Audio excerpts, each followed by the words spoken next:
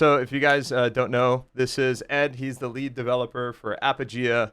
Really amazing MMORPG that I had the opportunity to play. A lot of us did actually a couple weeks ago during the playtest number 2. And today we're just going to be doing like a little Q&A/interview with him just because, frankly, I'm super obsessed about the game. I know a lot of you guys are as well. It's like, not to glaze you or anything, but hands down one of the best MMOs I've played in like literally since I can remember. I made a video basically referencing like it felt like the first time I was playing classic WoW again, and that to me just hit like a massive like nostalgia trip. Just like the mystery and the exploration and like the sounds and the graphics, just everything just seems like so well put together. And I feel like you have a very amazing game on your hands, and it's gonna be very successful. So yeah, like I'm stoked. My community's stoked. Everybody loved the game. And so just hats off to you, man, for making a fantastic MMO and like a sea of awful games with terrible monetization and all that other stuff, as you know. I really appreciate it, man. I get a little uncomfortable hearing too much praise because I don't think the game's perfect at all. I think there's like a lot of flaws in it. But I'm glad that you like it. I really appreciate it. I really do. Of course. I mean, I work in game design, and I've been kind of like streaming and working with developers for a long time. And so I understand the motion of like, there's always something that you can improve on. There's always something that like you see the flaws where everybody else is having fun. They're just like, oh, this is great. But then you're looking like, oh, fuck, this needs balancing. Oh, this content's not finished. Like there's all these things. They're still unprepared. And so I totally sympathize with that, and I totally understand. But at the same time, I think it's a very healthy approach as a dev because it means that there's always room for improvement. There's always things you can iterate on and things you can make better with the game, which is fantastic. Yeah, absolutely. It's like when I see people playing, I'm noting things down all the time. It's so annoying. You have no idea. It's like they walk around and I go, oh man, there's like 6 things I have to fix just from like watching a streamer for like 10 seconds. Mm-hmm. I see you in the Discord too. You do a really good job of combing through all the feedback because, like, man, like the people in the Discord, they love submitting feedback, suggestions, and stuff. And I see you like organizing them in like your own threads, and getting involved in discussions and stuff. And of course, like Discord and stuff like that can be a little intense, especially when it comes to a game that people are passionate about, because people typically have like conflicting ideas and like what they kind of think is best. But obviously, I think as a developer, it's really important to like be able to hear that feedback and like wrangle it in, but don't let it get too out of control, but also to like stick true to your ideals and values for how you envision the game and how you feel like it's supposed to be. So I feel like, go ahead. I was just going to say, I think you do a great job of doing that. I think like the amount of feedback is because people see a lot of potential. The design philosophy of Apogea is sort of, it's like bare bones. My team is like 5 people. Small, very small team. Yeah, in order to make an MMORPG, 5 people have to make the most basic possible thing imaginable. And when people see that, they go, "Oh, it's like a bare bones for like whatever structure I can put in there." So they have a bunch of ideas, like naturally, it's a natural thing. If you see a bunch of building blocks like Lego pieces, you want to put them together in your own shape, right? And that's what Apogea is. It's like super bare bones, just so that we can get that same feeling that we the developers had with like old school Tibia. Like that's it. That's the base of the game. It's so just enough to get there.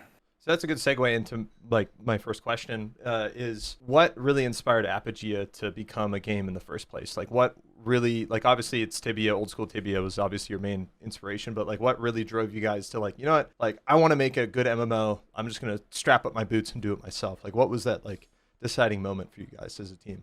My background in, I think, life, dude. My life has been Tibia. When I was 13, I started playing Tibia, and I'm 34 now.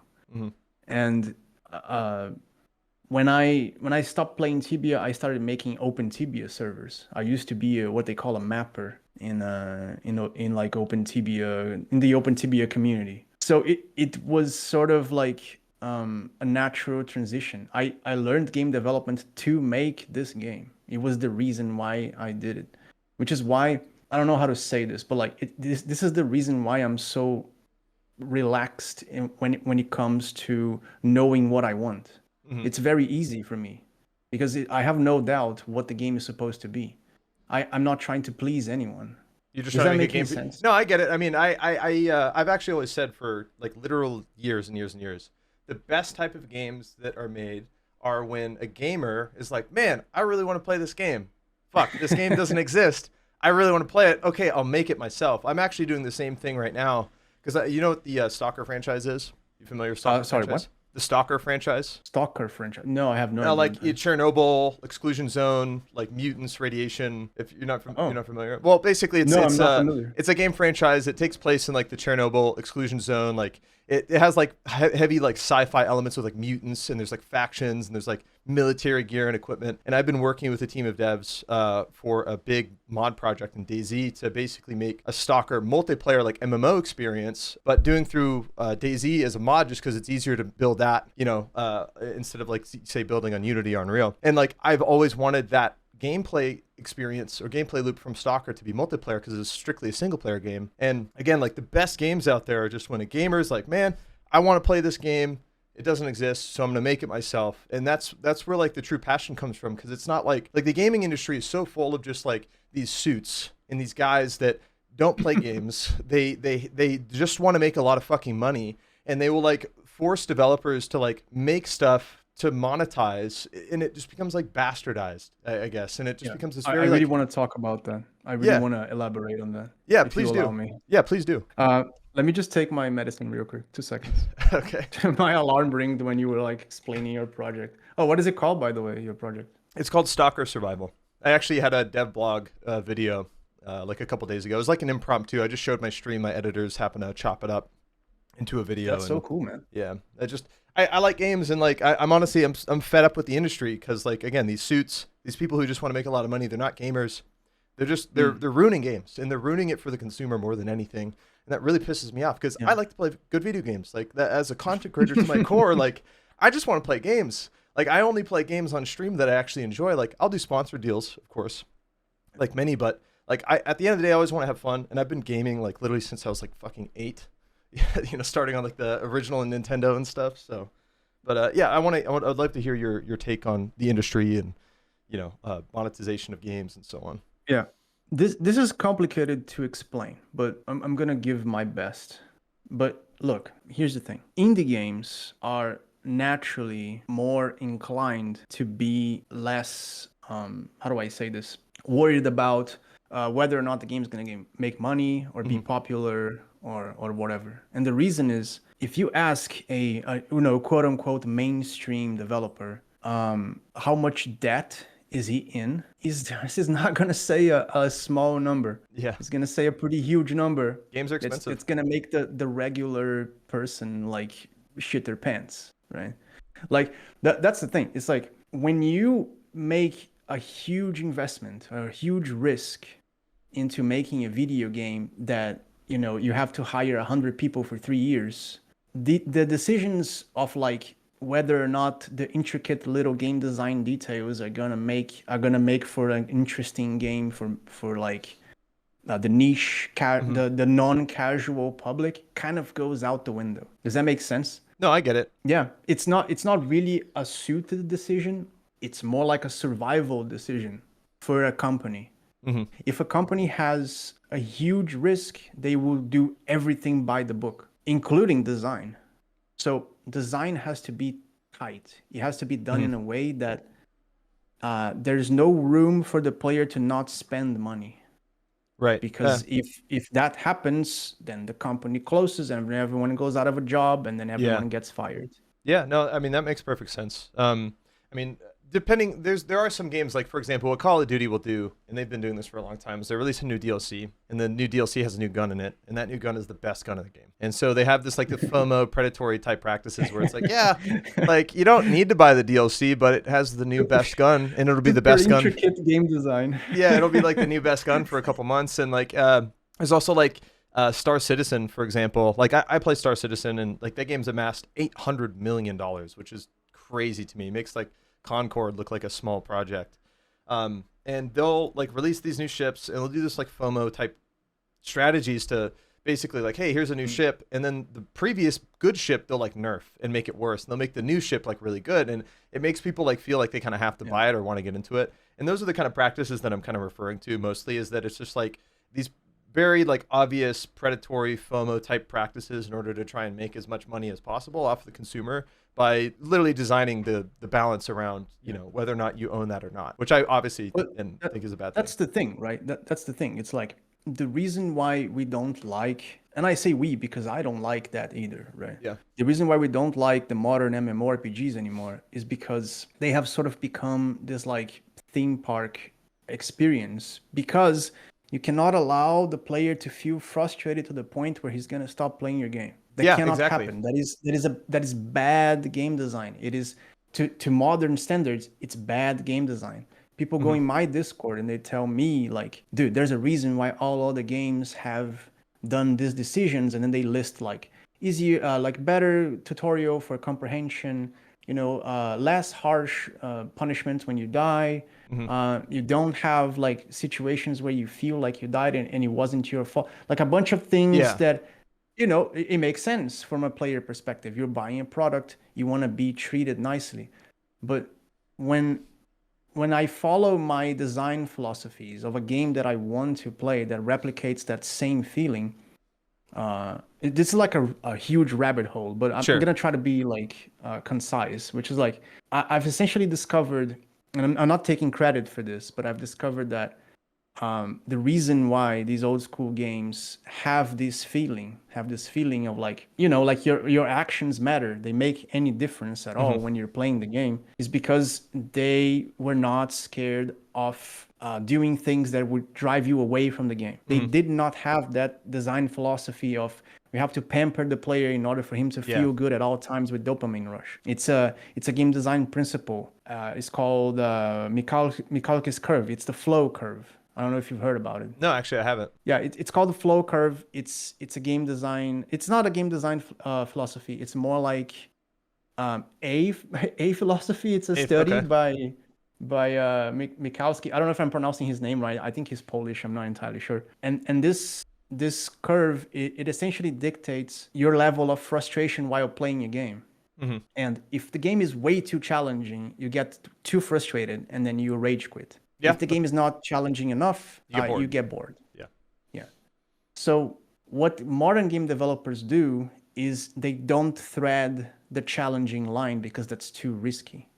It's true. What they rely on is the Skinner method, or the Skinner boxes. You know what that is, right? No, you don't? No. A Skinner box model is it's a behavioristic thing.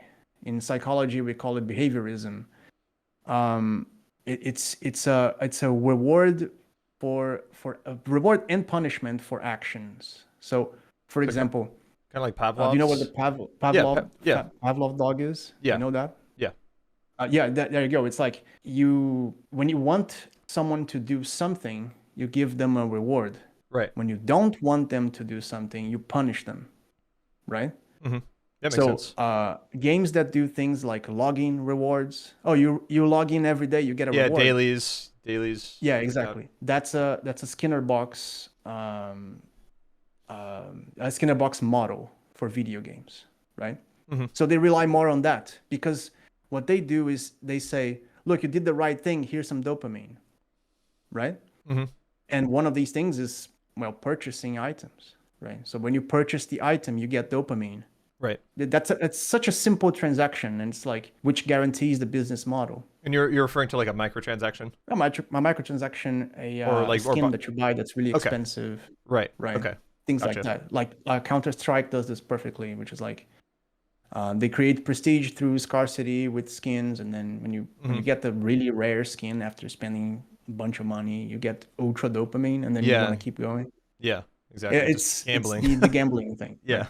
But I digress. Like these are like design philosophies, and what I've found is that in order to replicate the same feeling that we had in old school MMORPGs, we have to rely more on flow. And flow requires the developer to take risks, a lot of risks. Risk of offending, quote unquote. Risk of having the player go on your Discord and tell you that your game sucks because he was very frustrated while playing it. There was no tutorial. I'm very frustrated. I died a bunch of times. It's like I have to risk that in order for someone else to have the proper experience of feeling like what they've got was worth it because they didn't just purchase it; they Right. acquire it through gameplay. Yeah, through difficult challenges. So So for me personally, like I yeah, love roguelike games. I love permadeath games. If a game has an Ironman mode where it's like you die, you have to restart from the beginning, I usually opt into that default just because that's the kind of gamer that I am. But I know most people don't have a tolerance for that type of experience because frankly it's too hard, and some people just don't have the time. And yeah, one of my favorite RPGs is a game called Stone Shard. I don't know if you've heard of it. It's a top-down yeah. I've heard turn-based of it. game. Really great game. But when you look at the Steam reviews for that game, it's so funny. It's like saving system's too hard, game is too difficult, and it's literally like you just have to go sleep. You go find a bed and sleep. You save the game, and that's it. You die, you reload to your last save, or you can enable the permadeath mode, which is what I usually do. And a lot of people just like they'll go in the Steam reviews and just be like, "This game fucking sucks. It's too hard. Blah blah blah. That's why it's bad." It's like, but that's not like that's just your taste and preferences. You just think the game is too hard. It doesn't mean the game is bad. It just means you don't have a tolerance for more difficult experiences. And when referencing Apogea, I'm saying that right, Apogea, right? Yeah, yeah. I called it Apogea for a long time. Doesn't matter, man. It's fine. It's whatever you want it to be. But when I played Apogea and like when I die I lose experience and like I de-level and I have to like re-level my character again. It's like fuck. It's like so frustrating. It's like god damn it. I just lost like hours of grinding. But I'm like, you know what? At the same time, I still just made a bunch of money and I still got a lot of items, grinding down in the sewers or whatever. I made a lot of meta progression, which felt great. And the sense of leveling feels so much more rewarding because if you die, you lose it and you can digress. Same thing when you enable PvP. Like I remember I was playing off stream. Thank God I was off stream. Blood Moon was on. I was in the sewers. I died to a fucking Zerg of viscous goblins. And I dropped like all of my best items there in the sewer, and I was fucking freaking out. I was like, oh no, somebody's gonna get my bag. But thankfully it was in the water, so nobody could really see it. And so I managed to get back in there, and Blood Moon ends. I grab my bag, and then I die to goblins again, and I lost like 2 levels. But at least I got my epic items back. You know what I mean? I was so relieved. Dude. Yeah, but that feeling, that adrenaline that you get, knowing that like you're gonna lose something if you take this risk, is just such an exciting feeling. And I think that's personally why I like it. But that's also because I love these types of games that are inherently like roguelike. Because Apogea to me is like a roguelike MMO. You always have that constant lingering feeling of like, oh fuck, like I don't know if I should go through this one way. I might die. I don't know what's down there. I remember you go and you're just killing some rats and then you're like, oh, what's this rope? You go down, there's diggers, and then you just get one tapped and you're like, what the fuck just happened? Because the fact that the game is so layered. No, it's okay. I think that's a good experience because what that, at least for me in my mind, that teaches the player, oh, fuck around and find out. Don't go down there again until you're stronger. And those are the kind of moments I think players need to get through. And that also references that discomfort that you were talking about, where a lot of players don't want that. They don't want to feel like uncomfortable ever. They want to kind of constantly, steadily progress, steadily get stronger. That's the thing. It's like, I get it though. I get it. Let's say you working, like some really hard job, a 9 to 5, and then you get home, and then you like, I don't want to say like this, but like you don't want the stress, right? You don't want to, you want to get pampered. You want the game to massage you. You don't want to get frustrated, ultra frustrated with your, commodities, your leisures. Mm-hmm. It's not good for someone that has a regular life. And guess what? The players that have a regular life are the players more likely to purchase things. Mm-hmm. So I get it. Everything kind of like fits into place into how games have become in modern times. But I also think that if you remove the financial aspect of the equation, which is extremely hard, I did it because I'm insane. You're referring to microtransactions or something No. else? I mean ambition of profit. Ambition of profit. Got you. Okay. Yes, like as a company, as a person. Well, yeah, because I mean, if you have a business, you want it to make money so that you can pay your employees and have a successful business. Exactly. Yeah, I get it. How do you do business without profit? It's not really. It's not a business. Easy, is it? Yeah. Yeah. So I did it because I'm insane. And because I had the opportunity to do it. Mm-hmm. Most people cannot. And when you have that, if you remove that aspect, if you remove the profit, the how do I say this? Like the greed, sure. quote unquote, right?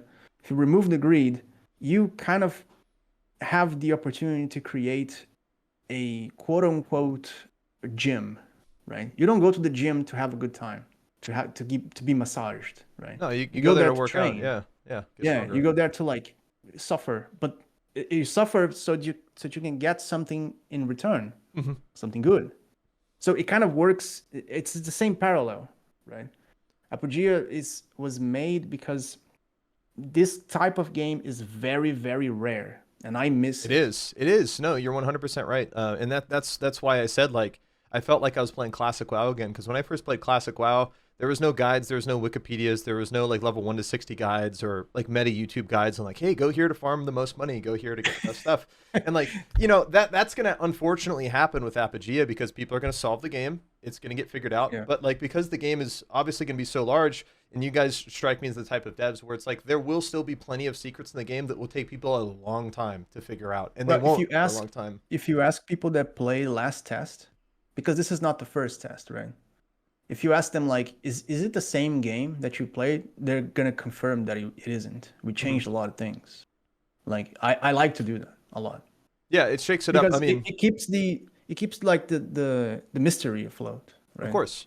And that's one thing again I loved about the game was like I felt like this constant sense of like discovery, like, oh, what's this do? Click on a well. Oh my god, it's a dungeon. And it's like, oh crap, there's a place I can farm here. Nobody else knows about this right now. And I remember there's a part in the sewers where it took me forever to figure out. There's like I had to go do Morgan's quest. And there's the entrance to the cave and there's the barrier. And I was like, how the fuck do I get down here? I was like, I thought it was bugged. I literally thought it was bugged. And then just to the southwest a little bit, there's a little dig spot. And in the dig spot, there's rats and skeletons and another part of the sewer. And then there's a lever that opens the door. I was just like, holy fucking shit. Like, I had no idea. And like, literally for days, I was just trying to figure out how to get down there to finish the quest. That's cool. And it just like, I've never felt like such a amazing sense of discovery in a game in such a long time. And like like sometimes it's good dopamine, like yay, cool discovery, and other times it's like, oh fuck, this got me killed. And it's always that kind of constant like friction of like, ooh, this could be really fun or it could be really bad. And like that like pendulum swing basically is I think what really makes the gameplay so interesting and what got me so hooked. And plus with the questing as well, like having to use the keywords and phrases, having to read books, listen to NPCs, pay attention to like their names, all of those things are really important. And those things, again, super unaccessible. Those things will confuse people and get them bricked in the game, and they're going to get frustrated and probably quit. But to be honest, like I think that's one of the best parts about the game's design is because it adds like I don't want to say like a skill ceiling, but like a threshold for like the tolerance of a player. Like if somebody can really sit there and try and chew through it, they're really going to enjoy that experience. And other people who are like, this is too hard, they'll just move on. And that I think that will kind of foster a community of more competent, mature players because Yeah. the game itself will like kind of naturally weed them out.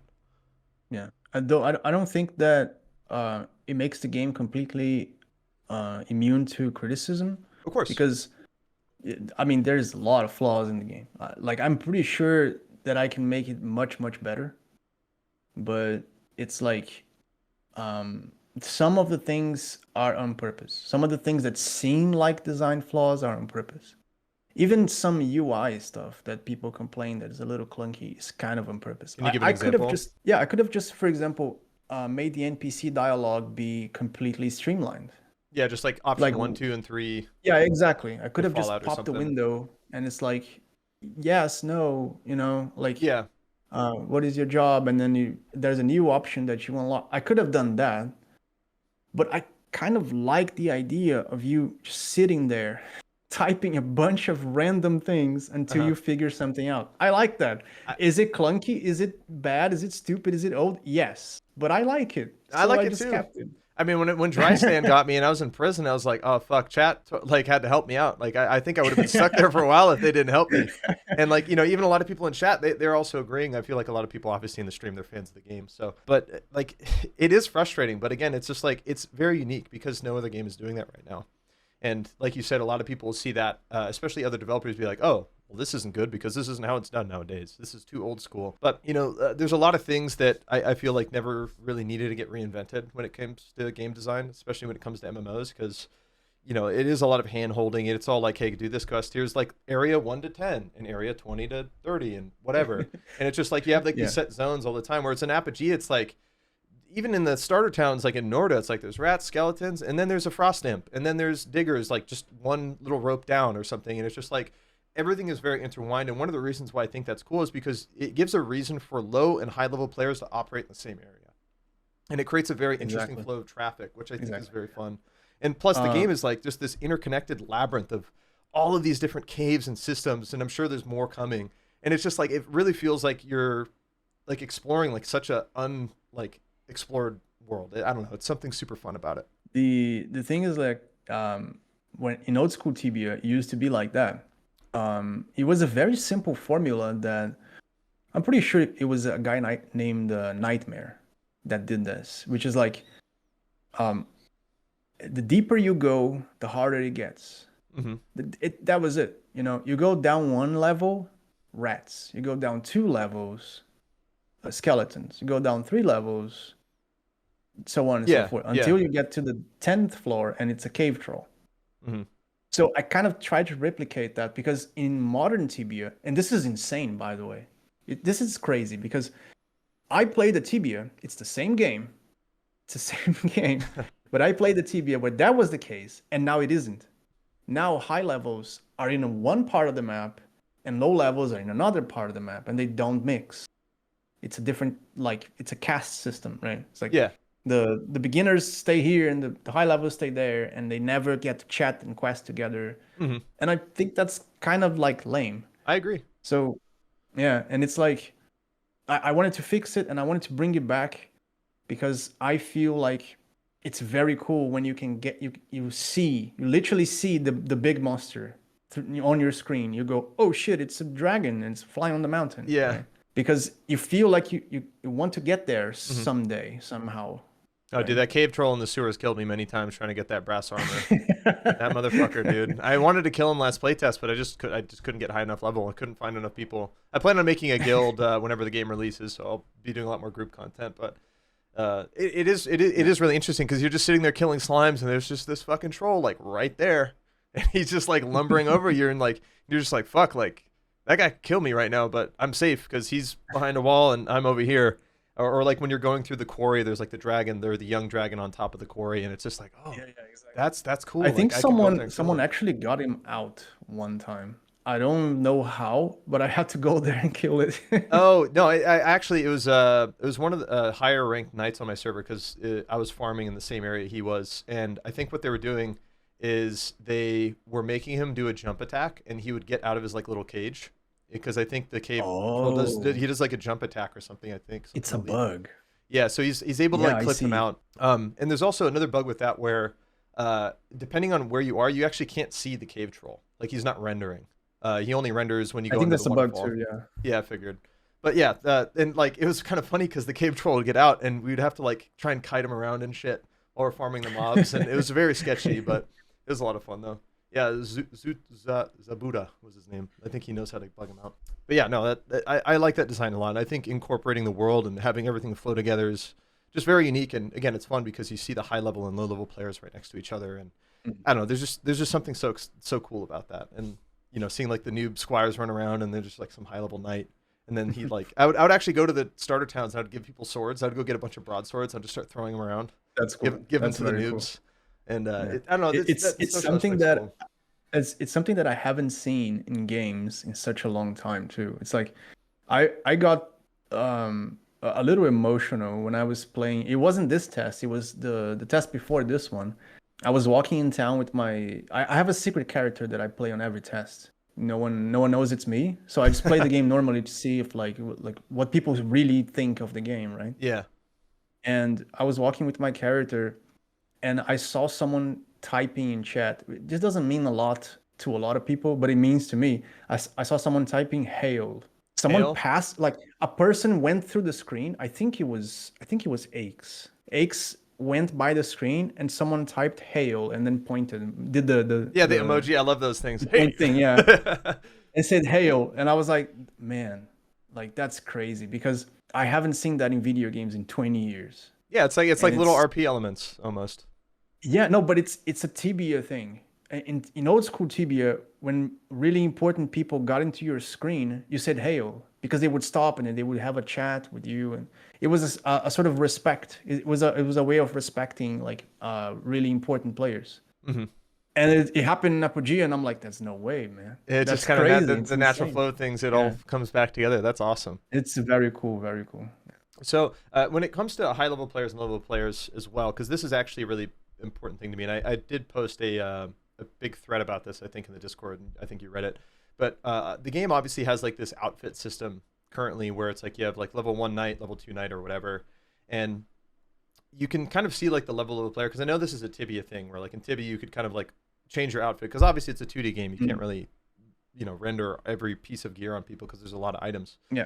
Um, is the outfit system final with the way it is? Is this something that you want to do up until the end? Because my two big reasons for this is, one, because it's a PvP game, players need to have a sense of agency to know what they're encountering. So if like some guy's playing as a knight, but he looks like a wizard, like that's going to be confusing. Like, I'm doing physical damage to this guy. Why isn't he taking damage? So having the sense of agency to know like, oh, that guy's wearing heavy armor, he's using a large weapon. Oh, this guy's using a dagger, this guy's a mage. Just being able to like look at somebody and immediately kind of get an idea of their gear set. Again, mainly for PvP purposes, I think is really important. And two, that feeling like in RuneScape where it's like you see a guy and he's like, oh, that guy's got a lava cape on. Oh, that guy's wearing that helmet that does this, or he has that weapon that does this. Those type of things are really cool, because when let's say you're in town, right? And you see a player with like a really high level sword or a cool helmet or any piece of gear, you're like, holy fuck, what is that? And you can, or say you have the item and you get to walk around town and people are looking at you and be like, oh my God, that guy has the sword of blah, blah, blah. And that's just a really cool feeling. I think I referenced in Classic WoW when you saw somebody with like Thunderblade for the first time, it's like, holy fuck, that guy's got Thunderblade. That is crazy. And those types of experiences, I think, are very iconic to MMOs, just because being able to see the itemization reflect on the character, just I feel like gives a lot of personality, not only to the player, but also agency when it comes to PvP. We do have plans for that. I'm gonna explain what I'm thinking, and it's very straightforward. Look, Sure. I'm not getting rid of the outfit level 1, 2, and 3. There's level 3, by the way. It's not, you can't achieve it in the game right now, but you might have seen it around, like someone using it. Like game masters could use level 3. One of the game masters showed me like one with like a wolf, like no helmet, like wolf shoulders, like a really cool wizard one, a rogue one, and it was like a really cool knight one. Like he had like this huge cape and stuff. It looked really cool. Yeah. So like I'm not getting rid of that, but we are adding. I'm planning on adding legendary items that will be displayed as 3D objects, because that will create the same dynamic. If you think about it, it's not going to be, of course, is it going to be as immersive as showing every single equipment that you put on your body? No, it's not. But it will give that same feeling, which is like, if you see someone walking with a really rare sword on their hand, you're going to be like, oh, holy shit, that's the really rare sword. Yeah. Right. Yeah. Or someone walking with like an offset item that's like legendary. We're going to make like it float around next to their head and things like that, right? We do plan on adding that, but we are keeping the outfit thing. And I want to sort of correct you on one thing. You can dress as a mage and as a rogue and as a knight as other classes, but you cannot go beyond level 0. So if you try to get an add-on, like you try to go to level 1. I'm saying this in programmer language. I'm sorry. Yeah, no, you're fine. Level I get 1. Yeah. Level 1 is for everyone, and then level 2 is not. You have to be that class in order to wear the accessories. Yeah, I got the level 2 knight costume from Drystan when I played. Mages can't have that. Rogues can't have that. It's exclusive for the knights. Okay, that's good to know. And then it changes your weapon. It changes your shield. It changes everything. Actually, it's like it's a prefabbing unit. It's a new prefab, so I can just do whatever. I can change the weapon. I can change everything about that specific class outfit. And I plan to add more of these, like specific locked class outfits. I like that. So, yeah, we're adding a new one, which is the I forgot the name of the outfit, but it's like it's inspired by Blade Runner. Oh, We did a sort of Blade Runner outfit, and then it's going to be for mages and rogues, so and it's not something for they knights. so it's something they can obviously kind of share. Yeah, Okay, exactly. that's cool. So I like that. mages, yeah, mages and rogues will be able to use that outfit, but the knights can't. And then I'm gonna add another outfit, which is like knight, and then some other, and Yeah, so on and so forth, yeah, some that so can be that we shared. can keep some aspect of classes, and then keep a little bit of freedom, and then also give you the ultra prestige, which is what you're talking about. Right. And this is the reason why, and let me just like do a little Yeah, go ahead. addend to that. This is the reason why I don't sell skins in Apogee, and I don't plan to. Thank you. Because I think that outfit and your character visual needs to be completely tied to progression, right? Hmm. The way I see it is like if you play the game for a really long time, your character needs to represent that, needs to have that visual, like you're an elder in that game, right? And I don't agree with like, oh, I can just purchase that. That completely takes away No, I agree. from the achievement, right? Well, it's cool to see like, oh, when somebody looks really cool, he has a cool outfit on, cool weapon. It's like he earned that by playing the game. It wasn't just because he Yeah. went to a cash shop and paid some money. Yeah, He looks like exactly. now like he he looks like he's just wearing super epic gear. I think that type of cosmetic stuff does kind of take away from the semblance of earning something. Because like that's one thing I like about old school RuneScape. I don't know if RuneScape has transmog, but usually when I have played it, whenever anybody has a high level item or gear set on, it's like they're wearing that item, and like that reflects the work that they put in, because they couldn't really just go get that. I guess, yeah, they could have maybe bought it off the auction house or something like that. Maybe like paid for some RMT gold or something, but Yeah. still, it's like, you know, that player actually kind of worked for it, and like that's something that should be respected, I guess. And I like that you're doing that, and obviously chat is also very happy about that too. Well, they are. I'm not reading chat. Oh yeah, they are Yeah, cool. That yeah. it's good. It's good to know that I'm very surprised. I really am because when I made the game, we were gonna trash this. We were going to trash this project because we were like 2 years in, and then we looked at the map, and the map is huge, by the way. It's really The big. map that you guys played is like 40% sort of. I saw the last video where you showed off, like basically, and it was only the playtest from Tech Test 1, and you kind of Yeah. showed it off, and it's just like there's still so much more map. Like, It's a yeah, lot of stuff missing. A lot yeah, of stuff. And it's like we looked at the map, we looked at how much stuff we had done, and we're like, man, did we just trash this and then move on? We had another game, semi-ready, which is a game with cars. It was like a car game. That game is like it was planned for mobile. We're gonna hmm, do the classic in-app purchase thing, and we were like, you know what? You know what we should do? Bruno said. Bruno is the backend programmer. He said, you know what you should do? We should just like circle a little area in the map. We close that off with like barriers or like something, mountains and whatever, hmm. and then we open the playtest. Because if someone else likes this, then we keep going. And if no one cares, then we just, put it aside and then we keep working on other games. And then what happened was we put the test online, and I told a few friends. My daughter, she's a Twitch streamer as well, and she was like advertising the game to everyone and telling people to get in. And then we got like 10 people in from her stream. And what happened was one person called two more, that called two more, and so on and so forth. And Yeah. then suddenly there were like 200 people playing the tiny map that we had assigned. And I was like, huh? Like, how does this happen? Like, is the game good? I don't understand.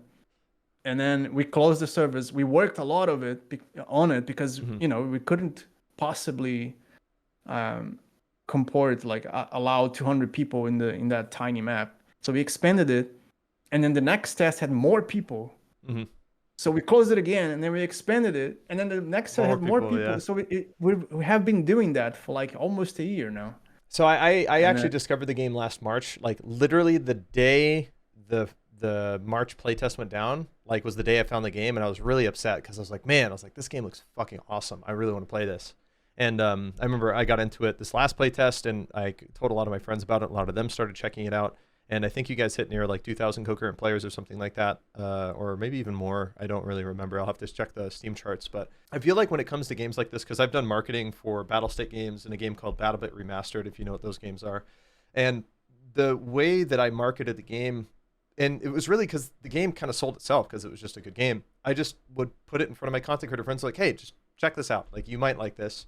And they played it and they're like, holy fuck, this game is good. And then they'll tell their friends and they'll tell their friends. And it's just, when you have a good game, you don't really need to market it too much besides just putting it in front of the right people. And it doesn't even necessarily need to be content creators either. Just gamers will tell their friends like, hey, this new game is really fun. You should check this out. It happened in my Discord like wildfire. Like, as soon as I started playing Apogea and I started saying good things about it, my community started going like rabid for the game. They loved it. And as soon as it went down, bro, everybody was like, bro, I'm having withdrawals. Like, I need the game back. Like, I just want to go farm slimes in the sewer again.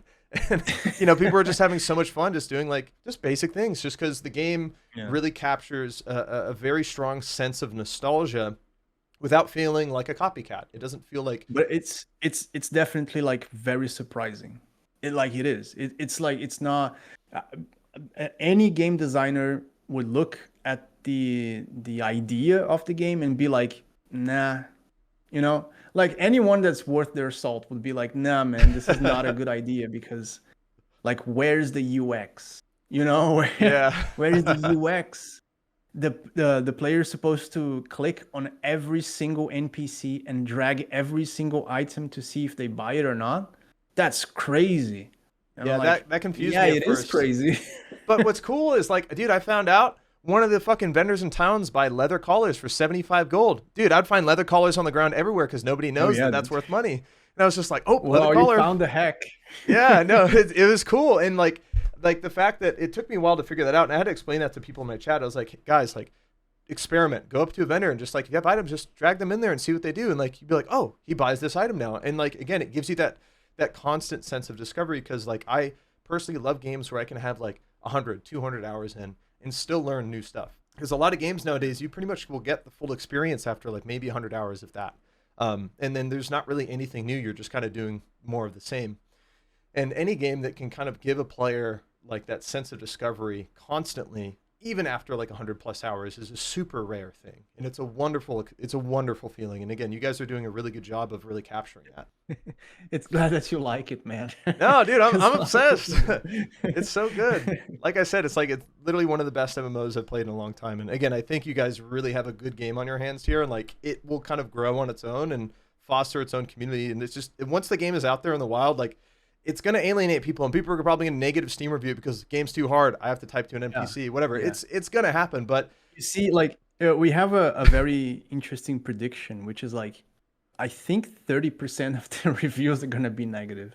You just have to look at the Discord and the Steam community and be like, and just do a little math, you know? It's like, how many people are complaining? How many people are like, yeah, I don't know, the game seems like that, so on and so forth. But every single complaint that the guy is like really, really mad because he clicked on a rope and then got missed a shot by a swamp troll. Every single one of those complaints is a negative Steam review. It is. No, you're totally right. I'm pretty sure. I'm 100% sure. So I mean, it is what it is, man. I personally think though, like, Steam reviews are not trustworthy. I mean, I think you can trust it if a game has like 90% plus reviews, then you obviously probably have a pretty good game. But at the same time, like, a lot of the best games I've actually ever played on Steam are like 60 to 70% reviews on Steam. And I put hundreds of hours in those games. Like, Stone Shard was one of them. I didn't play Stone Shard for a long time because I was like, ooh, mixed reviews, I don't know. Then I finally hopped in the game. I'm like, what the fuck are people reviewing this for? Like this game's amazing. And then you check the Steam reviews and it's just like, it's game is too hard. Game, by the way. Oh, I love the art style. I don't know if you saw my intro, but I'm like obsessed with pixel art and stuff. It's like, as a pixel artist myself, it's like, that game is insane. I know the artist. That level of quality of pixel art in a game that's like has a bunch of directions, it's insane. Oh yeah, no, I talked to the developer. He's actually a Ukrainian guy.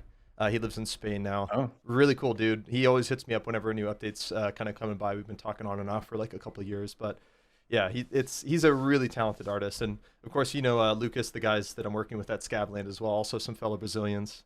They love pixel art and stuff like that too. And we're hopefully going to be releasing our game sometime this year. And they're also huge fans of Tibia. And we actually kind of joked, if like we had Oh, really? You know? Oh yeah, no, literally like Lucas, like the creative like lead for the project. He was a huge Tibia player. Like, and same thing with our head programmer as well. They all played Tibia, and we kind of joke That's about crazy. turning Scavland into like a stalker, like top-down pixel Tibia MMO game. Like if we had the budget, like we'd want to do it because it would be kind of cool, like having this top-down like shooter post-apocalyptic survival game that's heavily kind of inspired by Tibia with like all of those kind of cool features and old school mechanics. That sounds interesting. I like Yeah, that. yeah, it would be fun. Yes, chat Brazil mentioned. Yep. um, but yeah, no, it's a good thing, and it's funny like how many like a lot of Brazilians love Tibia. Like you guys play the shit out of Yeah, that oh game. yeah, absolutely. I heard someone saying that like the reason why people here in Brazil were so immediately attracted to Tibia was because they wanted to play World of Warcraft but didn't have the money to pay for the subscriptions. Oh shit. So they just flocked to whatever thing was free, Hmm. and then that was it. And it's still a good And it game. makes sense if you think about it a little Yeah. bit. I mean, and plus, like, I mean, sure, people didn't really have like the best hardware in Brazil, so like it'll run on basically any computer. So Yeah, that too. Yeah, you know what? Yeah, that too. No, that makes a lot of sense as well. Which is like when I first played Tibia, it wasn't on a terrible computer. It was like so bad. really, You know, those PCs that took like, I don't know, like 15 minutes to boot. oh yeah, like There was something was it like like the that. weird beige white like PC box and Yeah, shit?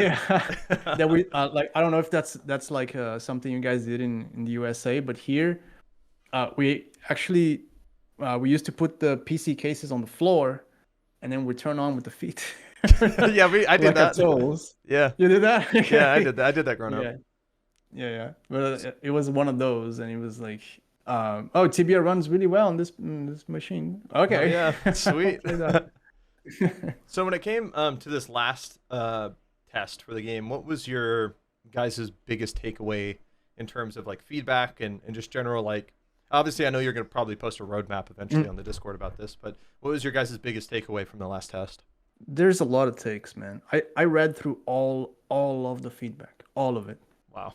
I spent, I think, 6 days reading all the feedback.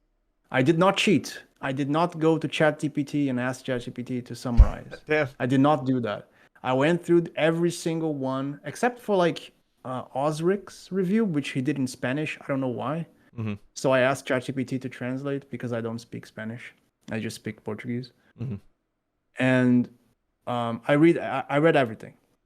And my takeaway is that a lot of the reviews are acting like the game has been released, Yeah. which is weird. I don't understand. Maybe because people think the game is in a complete state, it kind of makes sense. I mean, don't know if the standards are very low right now. well, they are. So, I mean, frankly, like a lot of us, for like really since Daisy standalone, because Daisy standalone is the reason why we have so many early access games, because they sold 6 million copies at $30 a copy in a month, and that basically told the whole industry, hey, we can make alpha games and make hundreds of millions of dollars. It's basically what happened. Crazy. But the standard is very low because a lot of us are very used to playing these games that come out, even like MMO, especially MMOs that are made by like way bigger companies with way more money, way bigger teams, a lot more budget, and they come out and they fucking suck. And they don't feel fleshed out. They're awful. They run like shit. They play like shit. They have terrible design and balancing. They're way too streamlined and they're too safe. Apogea is literally none of those things. It runs good. It looks good. It's fun to play. It feels like a very thorough and thought out experience already, even though like I imagine max level is going to be 100, right? Like Tibia. There's no max level. Well, but like there's this, a soft cap. yeah, the soft cap. Like the first soft cap will be like 100 Yeah, or it's something like that. gonna be something like 100. Yeah, Okay. for sure. So we had like what, like level 1 to maybe 40 like levels of content within the current test in terms of like mobs and encounters. Up into Pestilence Knight. I don't know if you've Pestilence seen Knight. him or not. No, I saw him. I saw him one shot Aches in that clip. That was pretty funny. He got absolutely nuked, dude. that shit was pretty funny. Oh man. What level is Pestilence Knight? As like a mob, if you know. There's no real level in the files, but he's something like level 50. Okay, so it's pretty high level. Well, So a lot of us got into the game, and it's just like I felt that like I'm like, man, like they could release this right now, and like this feels like a very fleshed out experience already. And it is because the standard is low in the industry, especially when it comes to MMOs, because all of those things I just said previously, like the game just feels very polished and very well put together, even though you don't think it is, which I still understand and respect. And so a lot of people were probably giving that feedback because they really felt that the game is so much better than so many other MMOs that we play nowadays that they're going to give feedback like the game is finished. Like I know a big talk of discourse was the night discussion and night balancing and stuff like that. I was very involved in that in the Discord as well, because when I like a game, I usually will integrate myself pretty heavily in discussions in the Discord just because I honestly just find it really fun. But I think that's why. It's just because your game is very well put together in this like beta stage, if you could even call it that. So like what you said is like precisely the main takeaway that I've had, which is like there's a lot of talk about balance, a lot of talk about hunting spots, a lot of talk about expanding the trait tree, a lot of talk about making classes. One class has to be less boring.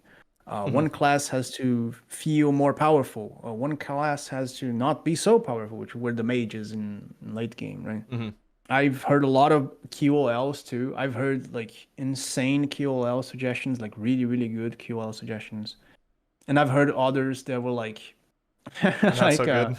brand new QOL, which is like I haven't heard a game that has it before.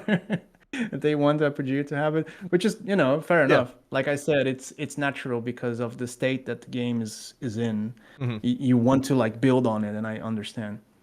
But it's like the feedback was excellent. It was really good. And I mean that in that sense, because people are giving feedback like we're already selling the game.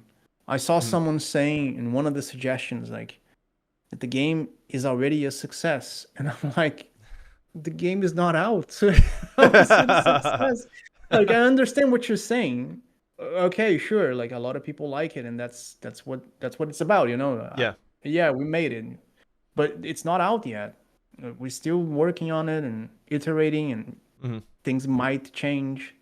Things will change. Yeah, they're going to change for sure. That's how game dev is. Yeah, and then we're going to test again to make sure that we didn't remove what makes the game.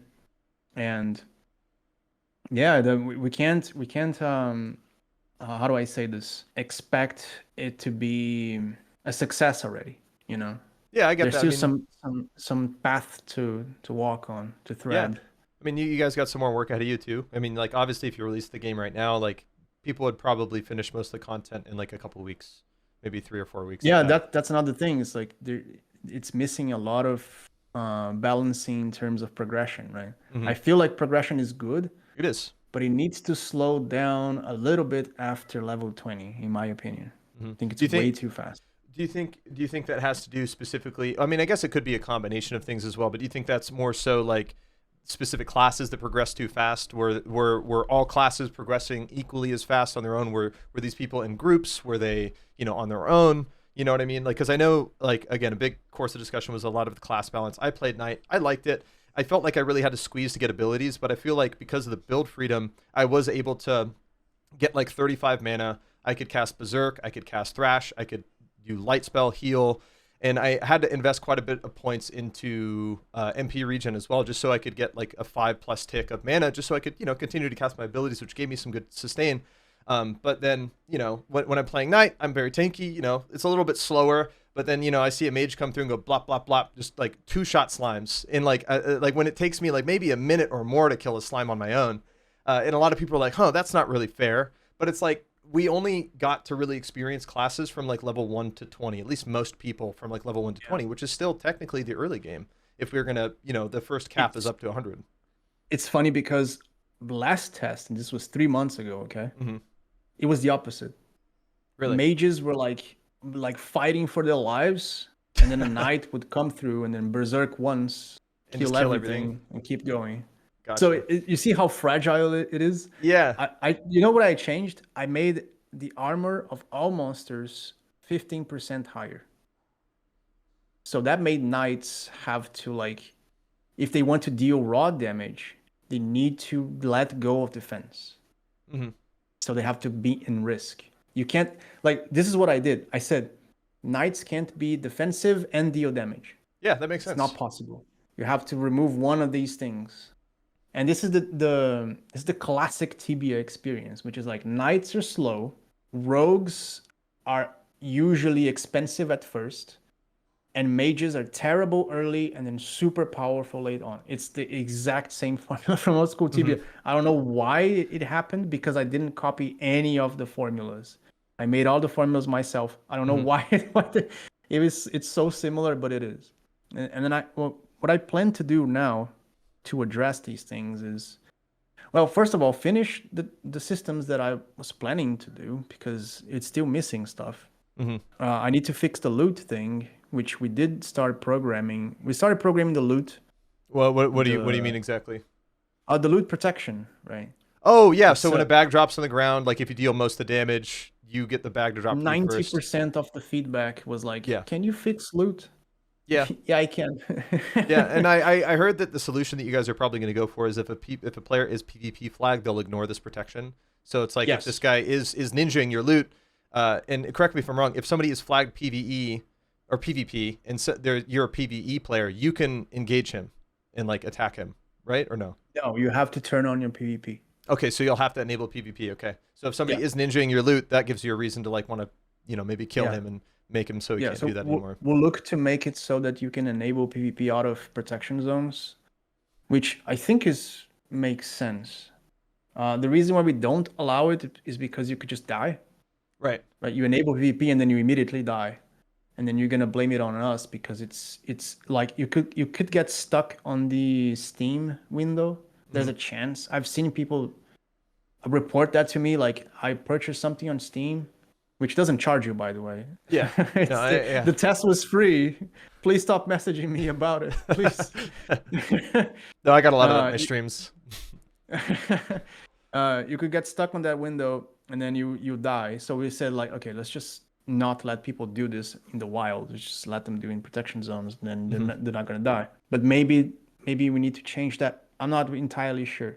But the idea behind that is like, you have loot protection, but if a PvP player is interacting with the loot, he has an advantage, and then you can just fight back, right? Yeah. If he's stealing your loot and chaosing your monsters, just flag PvP and fight him, right? I want you to do that. But right now, we don't give a lot of tools for that. We don't give tools for that because it's very easy for someone to be a rat. No, yeah, you can just... I do that all the time, bro. I was just like running through Norda and just like, oh, geez, mine, and just like right click the bag and auto loot it real quick. And it's just because it happened to me too. You like, it's just like you kind of have to be competitive, and that's just the way it is.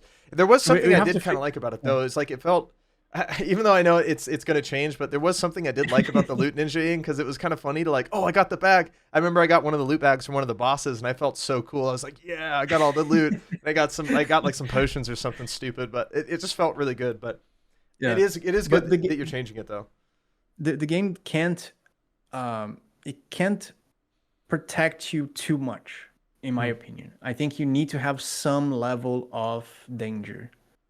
We're looking into how to fix that exactly without having to make a super intricate system.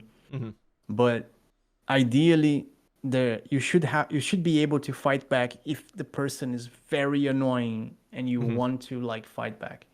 We should allow this somehow. I don't know how yet.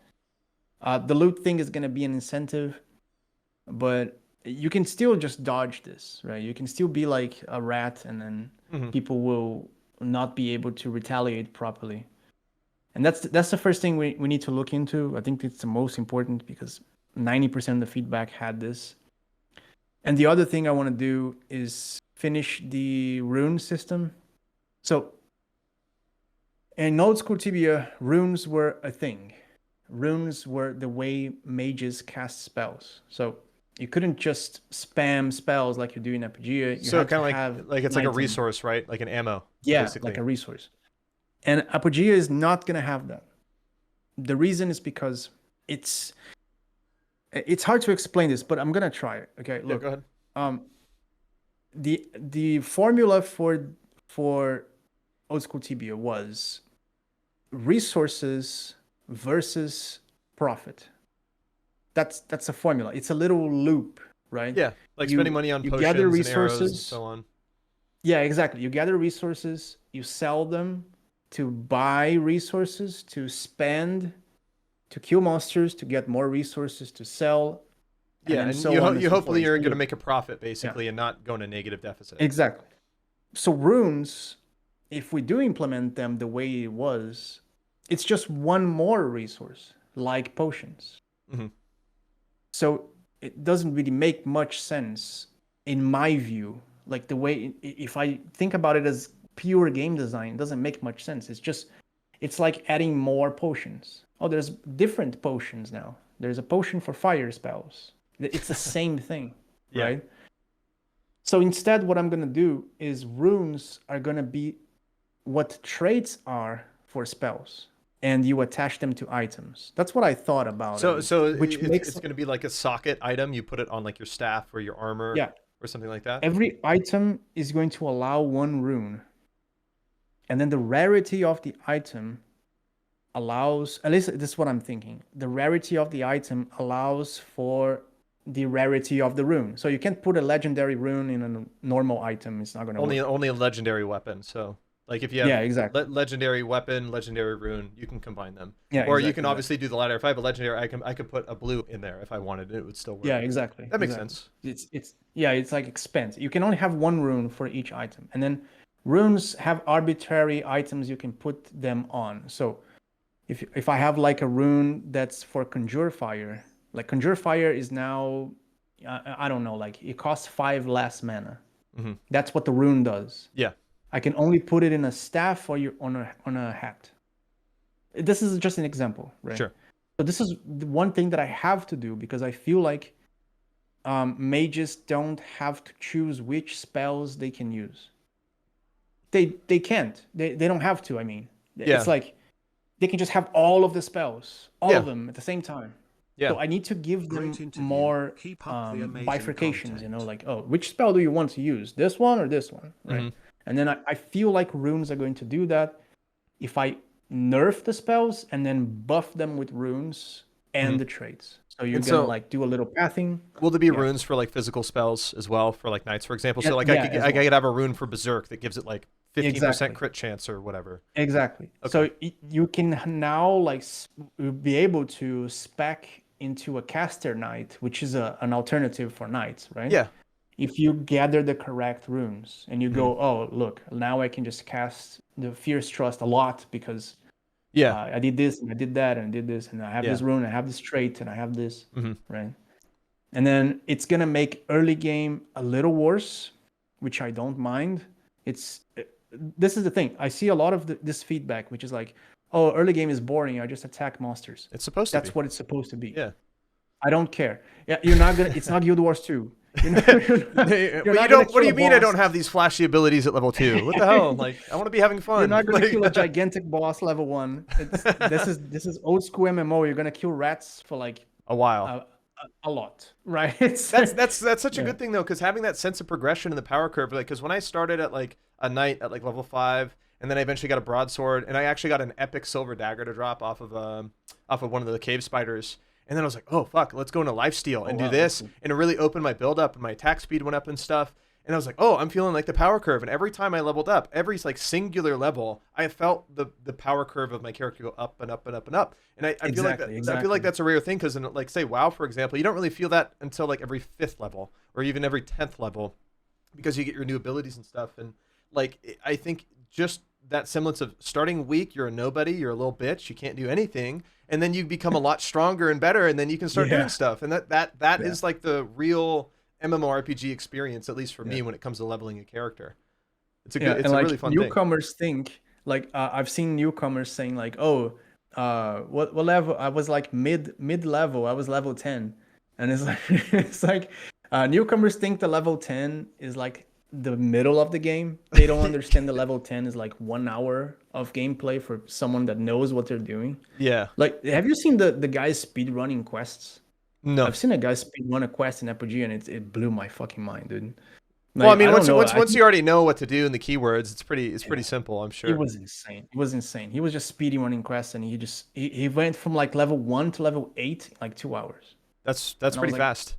Dude, it what? took me a That's while to get to level insane. 10. It took me a while. Yeah.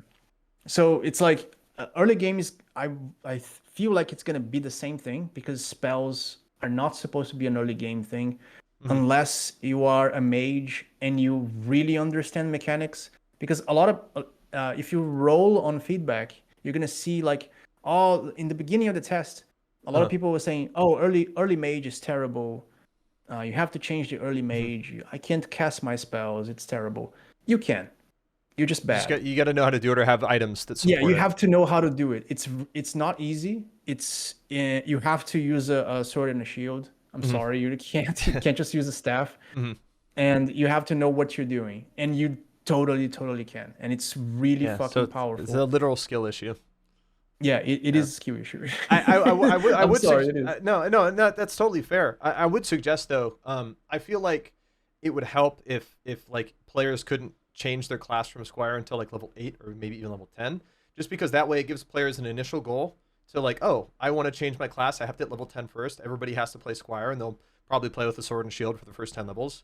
And then when they switch to mage at level 10, they're gonna be like, oh, I have mana, I have some spells I can learn. Like I actually can kind of feel that change. Because when you can change like right at level 1, assuming that you get 100 gold, I think that's where that kind of confusion stems from a little bit, because people will be like, oh, I want to be a mage. And then they switch to a mage and it just sucks because they don't really realize like you need to keep leveling before you can actually take advantage of the class. Whereas like knight and rogue, you don't really notice that at all because rogue is just literally a better squire. And then knight is obviously a different form of a better squire, just with less MP. And so I feel like having a min level to be able to change class would give new players a goal to achieve to hit levels. And then if they do switch to a mage or whatever, they're going to immediately notice like a lot of the benefits on that class switch right away. I feel like that's a good idea.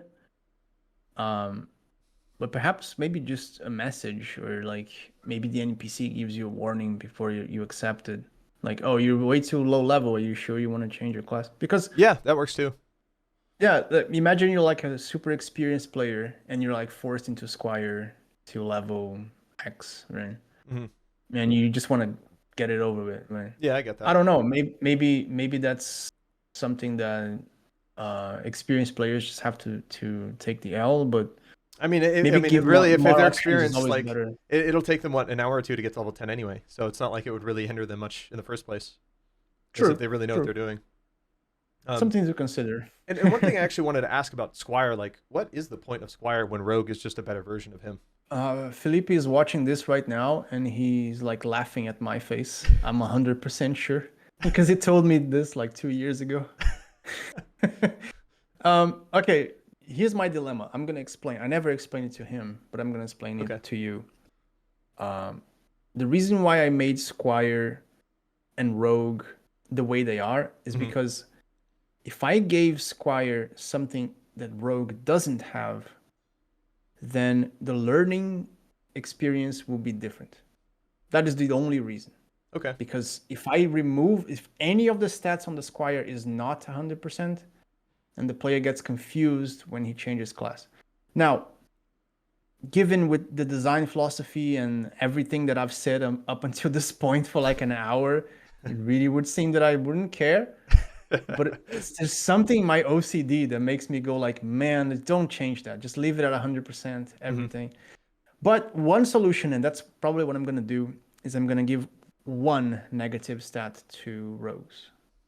One.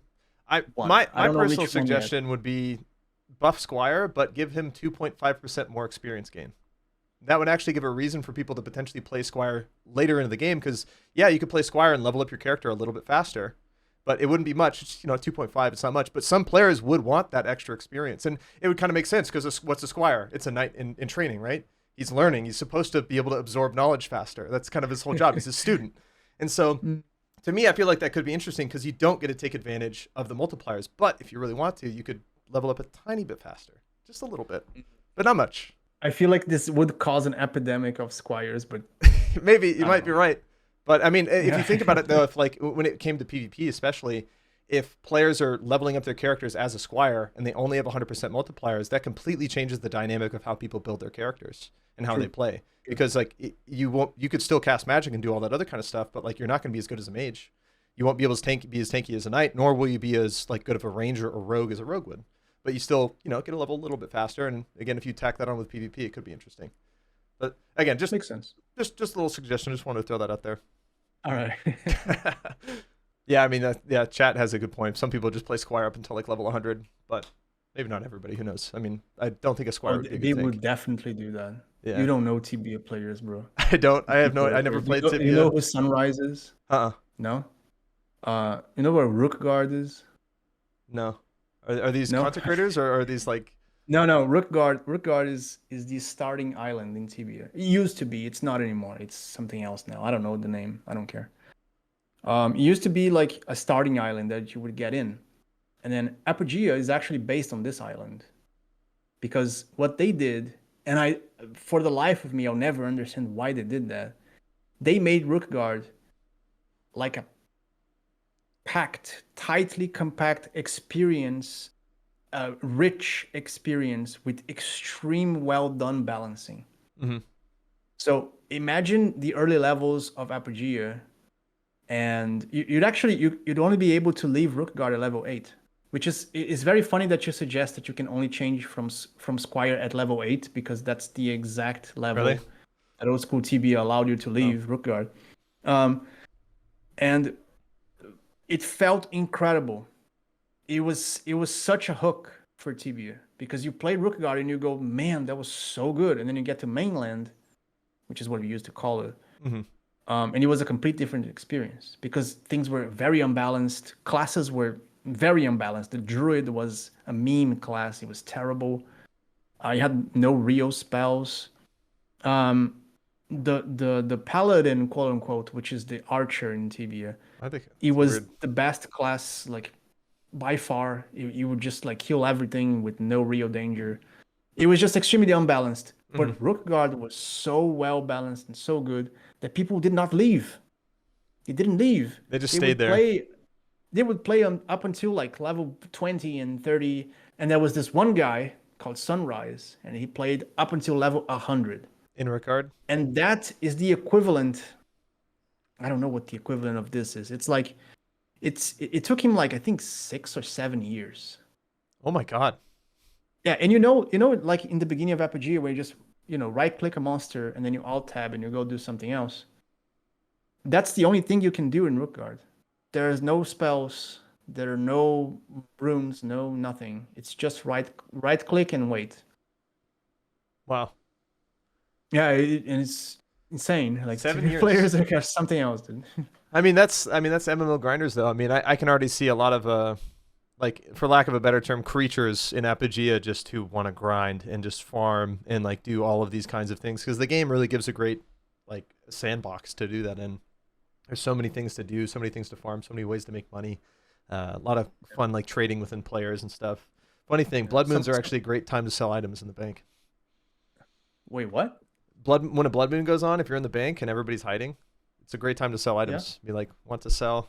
It basically creates a little opportunity for like a market, which is kind of funny. I made quite a bit of money during that. That's interesting. That's a new one. Didn't know about that. Yeah. There was one guy in Discord that he participated in, I think, pretty much every single test. And this last test, he told me like he didn't like his experience, because he couldn't do the one thing that he liked to do in all other tests, which was just find a spawn and kill the same monster over and over and chill. Like, he couldn't do that because there were too many people playing the game. Yeah, it was very crowded. Sorry, what? I said it was very crowded, but that's also like an anomaly of when everybody is level 1 in the entire player base. Like, of course that's going to happen. Like, you have to kind of wait for the community to like level up and kind of air out a little bit. I feel like trying to design like the early game area to have enough space could actually become a problem, because it might actually make it too open. There might be too much space and eventually it feels empty. Again, that's literally a symptom of just everybody being at the exact same point in the game at the same time. But that feedback that got to me, like I need to expand the map. Like I can't let that experience die because I think it's such a core part of what these MMOs used to be, right? It's Hmm. just being able to, just do something simple and not really think too much about it. I agree. So when it comes to the level size or map size, I noticed you guys have 32 floors from 0 to 32. Is that like a technical limitation, or can you potentially go like negative 32 and go lower in the engine?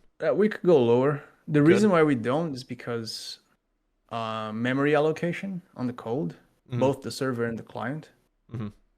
and performance. Okay. Because is everything like So rendering at the same time, or is there anything cold, like when it's not no, at Unity? there's a lot of culling that we do. A lot of culling. I figured. Oh man, this game is just, there's so much culling.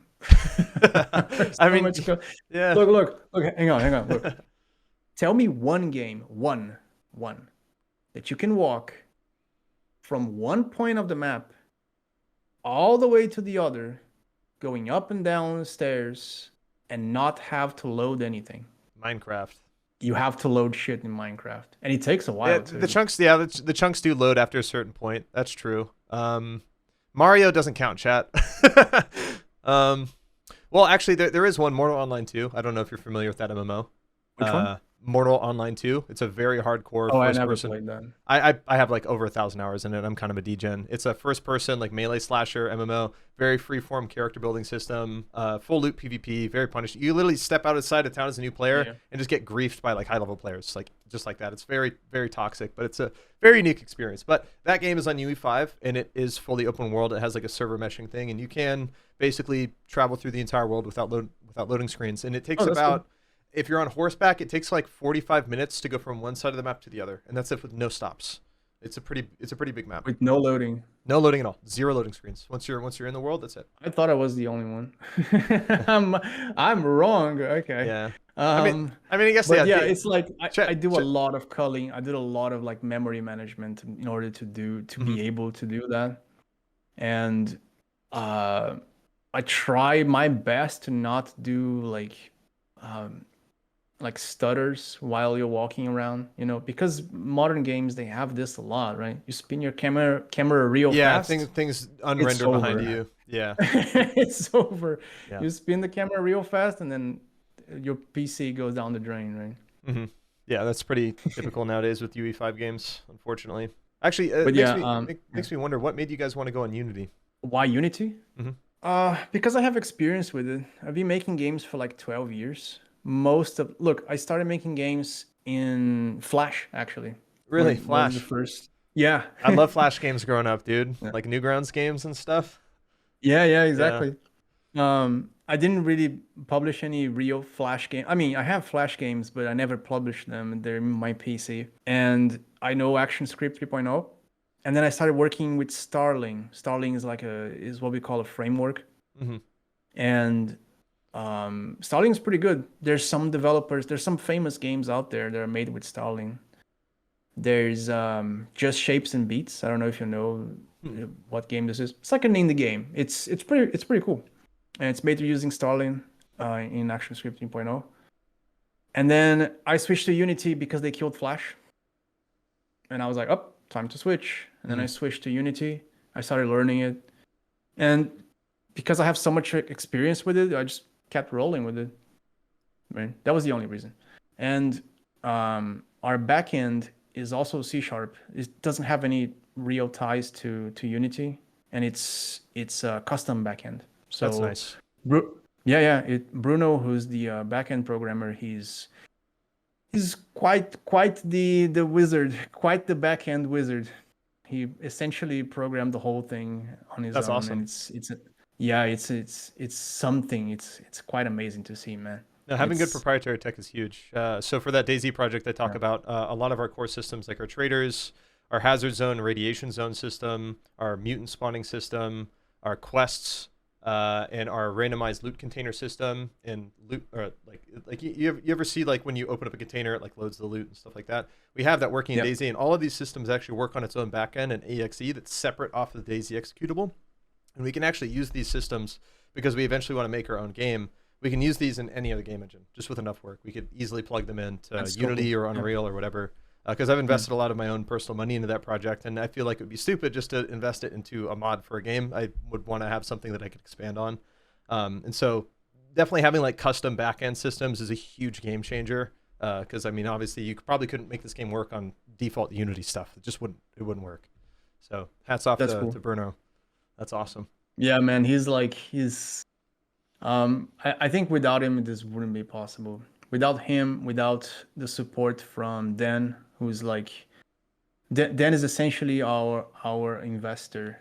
He's like a quote unquote investor. He was the guy that like funded my development of all the games I've done up until since my first Steam game called Soul on Earth. I did Soul on Earth solo, and then I What did was your first some game other called? online Let games. me look it up real quick. What was the Oh, name it's of the my game? first Steam game. Don't do that. No, what's it called? I want to see what it is. Come on, man. It's called Soul on Earth, and then I did Old Age, then I did Royal Age, and then I did some like mobile games. I did Click to Sail, then I did Click to Sail. Click to Sail is like a solo game. I did that This dude pissing alone. off the fucking space tractor or whatever the heck. Yeah. That's funny. The artist that made the art assets for Soul on Earth is the same guy that did the texturing and the map of Apogea. Really? Yeah, it's the same guy. So we've been That's working awesome. together for 10 years. Yeah. Yeah, honestly, you love to see that too, because I mean, I feel like when you're working with people for that long, you have like a certain level of like cohesion, and just like a way to work together that just almost kind of comes natural, I guess. Which I'm sure is probably one of the big reasons as to why Apogea is such a good game, is because all of the design and a lot of the work, it kind of happens naturally. I'm sure you'll probably have these moments as a team where it's like one of your members is like, "Hey, look what I just fucking built," and you're like, "Holy fuck, this is really cool! I didn't even know this needed to be a thing, but we have it now." And so I've experienced that as well with my own teams, because I recently brought on a programmer for Scabland who worked for a mod project or mod community that I helped create. Are you familiar with the Arma franchise?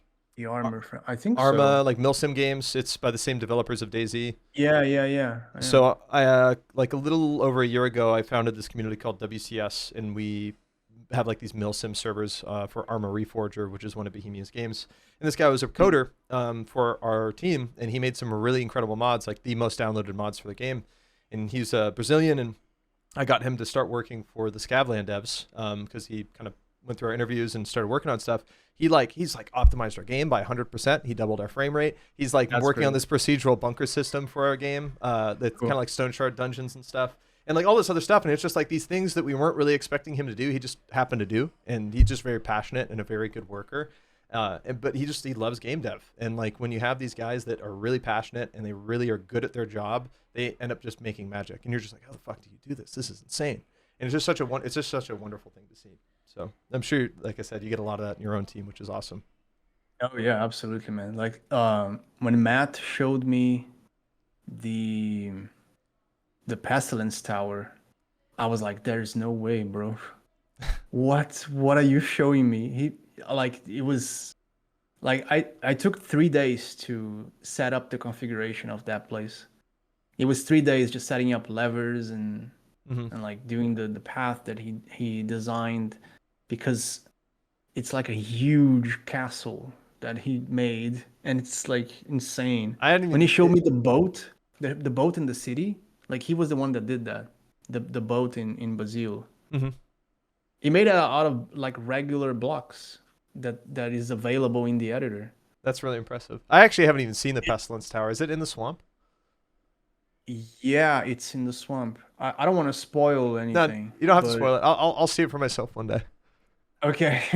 It's a really cool place, man. It's one of my favorite places in the game. No, I'm excited. I mean, I'm more than anything, I'm really excited to see that like red area down south. It just makes me think it's going to be like Moria, or not Moria. Sorry, fuck. Why am I spacing it? Where Sauron lives and all the orcs and the goblins. It's all full of lava and it's hot and red and whatever. You mean Khazad-dûm? Yes, thank you. Yeah, it is more. Yeah, Moria. Yeah, the Moria? Mines of Moria. Mordor. No, Mordor. I don't know. Moria Oh, is you the mean mines. Mordor? Yeah, Mordor. Like, because I saw like the full map, what you guys have planned, and there's that whole red area to the south. I was like, oh, is that like a Mordor area? Just volcanoes and fire and demons and shit?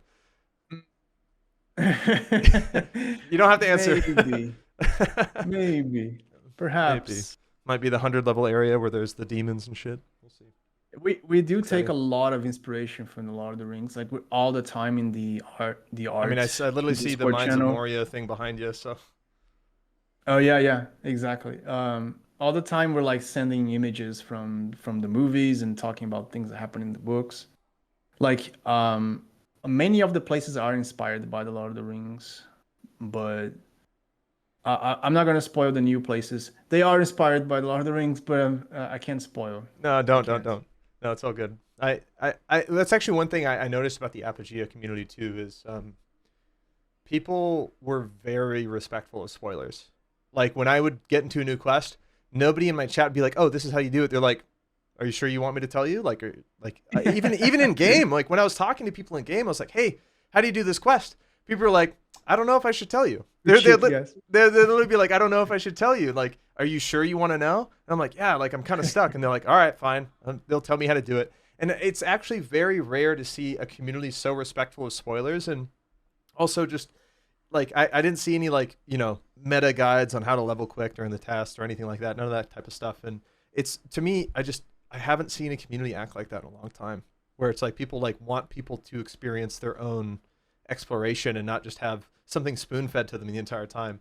And like, granted, I'm guilty. I asked my chat to give me info sometimes because I was just frankly stuck. I was just like, I don't know what to fucking say. How do what's the key word, chat? Please tell me. But You know, there's something that the Apogea does that I really missed in games, which is like it created two things that were lost. They were in extinction, and now I see them happening again. Which the first thing is the beggar class. You know, the people that go on the depot and say, and be like, "Hey man, do you have something to give me, please? I'm starving." dude, I got I scammed by love this that. guy. This guy I started love typing this. this guy started typing in Portuguese to me. I was like, "Hey man, I don't speak Portuguese." And he goes, "Oh, can I have 60 gold for like my crystal for whatever for my mage class?" I was like, "Yeah, sure." He's like, "I'll come back and pay you back." Goes, leaves, never comes back. And I'd find him. I'd find this motherfucker in the dungeon, and I was like, "Hey, bro, you owe me fucking money. Where's Like, my where's 60 gold?" where's my 60 gold?" And he goes, "I don't know what you're fucking talking about." And he's just like pretending like he doesn't know. And I don't know. Like every time I would see him in the sewers, like I would just call him out every time, and it was just like this little inside joke. And it was something that me and Yeah. my community got to share. Yeah, it was Fairfax. That was his name. And it was so funny just because it's like I didn't care. Like I had a feeling he wasn't going to pay me back, but I was like, you know what, maybe he does. It was a social experiment for me. And like it just kind of created this, like I said, this little inside joke, and it was just so funny. Now every time I saw him a game, I just call him out for my money, and he just kind of ignore me or pretend like I didn't know. It's just I don't know. Yeah. I miss that type of social engagement in MMOs, and one thing that I also found very interesting, especially with modern MMOs, is that a lot of people want to play an MMO by themselves. They don't want to interact with Yeah. other players at all. They want to basically be alone. And That's what I was gonna say. The second class that I've seen spawning again is the people that go like, "Hey, does anyone like let's do a quest? Hey, can you like send a DM yeah, to a can we guy do and goes Cutlass like, hey, can you Quest? help me in a quest? Yeah, Yeah, Cutlass Quest. Yeah, let's make a quest. Everyone gather on the depot and we're gonna go to the Cutlass quest." And I'm like, "Bro, that's so cool. That it is so is. cool. No, I haven't That's seen that in a so long cool." time. And like they were like taking screenshots of each other. They lined everybody up, and then they'd go do the quest, and Yeah, then they all yeah, yeah, fucking die. exactly. Like it goes terribly, and like nobody gets the Cutlass and stuff. It's so funny. It's been very nice. These last two tests were amazing, and I think that like um the fact that we know which type of people we want in the game makes that difference, right? Because Mhm. if we were like, "Oh guys, I'm so sorry that the game isn't accessible for everyone. I'm gonna change it." I feel like these things that I just said would just disappear, right? It would. Oh, yeah, I'll just make a little tool that's gonna help you find teams, or we'll make an action hall. You don't have to Mhm. like communicate to people to trade items anymore. Yeah, Like if I just do that, these things disappear, I right? The agree. social interaction disappears, right? No, I agree. I think there is like room to argue that there needs to be content in an MMO that a player can log in, kind of do their own thing without needing a group, and there are gameplay loops that they can take part in. But does that mean that they can go and kill like the Pestilence Knight by themselves? Probably not. I don't think even a max level player probably wouldn't be able to do that. And that type of engagement is really important because, again, with like Cutlass Quest, like it forces people to group because they can't do it on their own. But it doesn't mean that there aren't things that you can do by yourself. Like, you know, I spent a lot of time just farming in the sewers on my own, and I had a great fucking time. I was literally just sitting there, just hacking away at slimes, just getting helmets and getting items, and then going and selling and depoting, and then coming back and just kind of going through this loop. And it's just like, there's something immensely satisfying about that. And then I would get some people together. We were finally doing the main quest line. We went through the monastery, and we got to the base of the tower, and we got to like the 3rd floor, and then we just all got nuked. Like, we got owned. We weren't high enough level. Oh, that's so sad. It was sad. Floor? Yeah, on the 3rd floor. I think it was the what were those? It was the last one. Is there 3 floors in that tower? Yeah, it's 3 floors. The 3rd floor has a bunch of scholars in it. Yeah, the scholars are what got us. Yeah, they killed some of our mages really fast, and then everything just went downhill from there. Oh, that's so sad. It is what it is. But the thing is, like, we were so close. We were close, but the thing is, we all got there at like the spawn area, and we were just like, fuck. Well, let's go level, and we'll try it again. And like I don't know. It's just like that whole give and take, and how exciting everything feels to like when you finally like complete a certain quest or get through like a specific dungeon, and you know it's hard, and you actually do it. It's so rewarding, and like, and it's also, again, just it's because you know if you die, you're going to lose a lot, and especially if you have PvP on, you're gonna drop items on the ground, and that sucks even more. That's the thing. It's like if you have an objective and that objective may kill you, it feels different, right? It's like you just don't keep trying it over and over until you manage to do it. Like, for example, I can give an example. It's like in Diablo 3. When you're stuck in like a, you know, like the hardest difficulty, I forgot the name, it's like Nightmare or something, and you fail one of the bosses, you just keep going. You know, just keep going, just try again until you get it. In old school games and in Apogea, it's like, well, you failed. Well, we have to reassess the situation, you know? Yeah. We have to like organize this better. We have to get more levels. We have to get more resources, things like that. Right? I think that's such a great engaging gameplay loop too, because I imagine, I know there's some doors, right, that require a level to go through. And I would talk to this about my chat and how cool this could potentially be. Imagine there's a door. You can only go through it if you're level 100. But going through that door means it's a one-way, and you're about to like get into some hardcore shit. And if you die, you gotta regrind again. You can't just go through the door again and try. Like, you actually have to level back up, re-prepare, recoup, and then you have to reattempt. I personally really dislike games where losing just basically means resetting from a point and you don't lose anything. I find that it's just very boring to me. That's just because that's the kind of gamer that I am personally. Because there's nothing really engaging about that. When I know it's like, if I die, I might lose items. I'm going to de-level my character. I might regress my experience. That also adds for more gameplay to be had in the first place, because it gives you more time in the game overall, which, again, I think is a good thing. And I think a lot of people who play Apogea really do enjoy that a lot. And there are going to be people who aren't like that. But I do also find it interesting because like people play the fuck out of hardcore classic WoW. You die, you lose weeks of progress. Your character's gone, you know? And that actually does make me want to ask, would you ever do an Ironman? It's all about marketing, man. Like, that's the thing. It's like, if you market your game for everyone, and then you say, well, actually it's hardcore. If you die, you're going to lose all your shit. Then everyone gets super mad, and the game gets review bombed, and then it's you know, like everything goes wrong. But if you say from the get-go that your game isn't for everyone, and that's fine, you know? You know, there's like a plenty of games for everyone. Sure. You know, World of Warcraft's for everyone. Guild Wars 2 is for everyone. So on and so forth. Some games aren't, and that's the case, right? No, I agree. Does that make sense? No, I agree. I mean, I personally think if you make a game for everybody, you're making a game for nobody. I mean, there are two types of gamers. There are the type of gamers like me, where like when I play a game, I like to be mentally engaged. I like to have to think. I want to calculate. Like, I want to be really engaged with the experience. Then you have the gamers that just want to turn the brain off. They don't want to think. Yeah. They just want the game to like basically kind of guide them through the experience. It's just like a way for them to decompress after work. I think you're more casual type of gamer at the end of the day. Is like they don't want to think too hard. They don't want to risk too much. But Apogea, I feel like, can cater to those people if they are smart enough to find the gameplay loops that they can turn their brain off doing. which there's a lot of things you could do. Like, I mean, I played a knight. I would fight a slime, and I would just literally talk to chat for, a couple minutes until the slime died, and then I'd move on to the next one, Yeah. There's this friend that like he considers himself very very casual.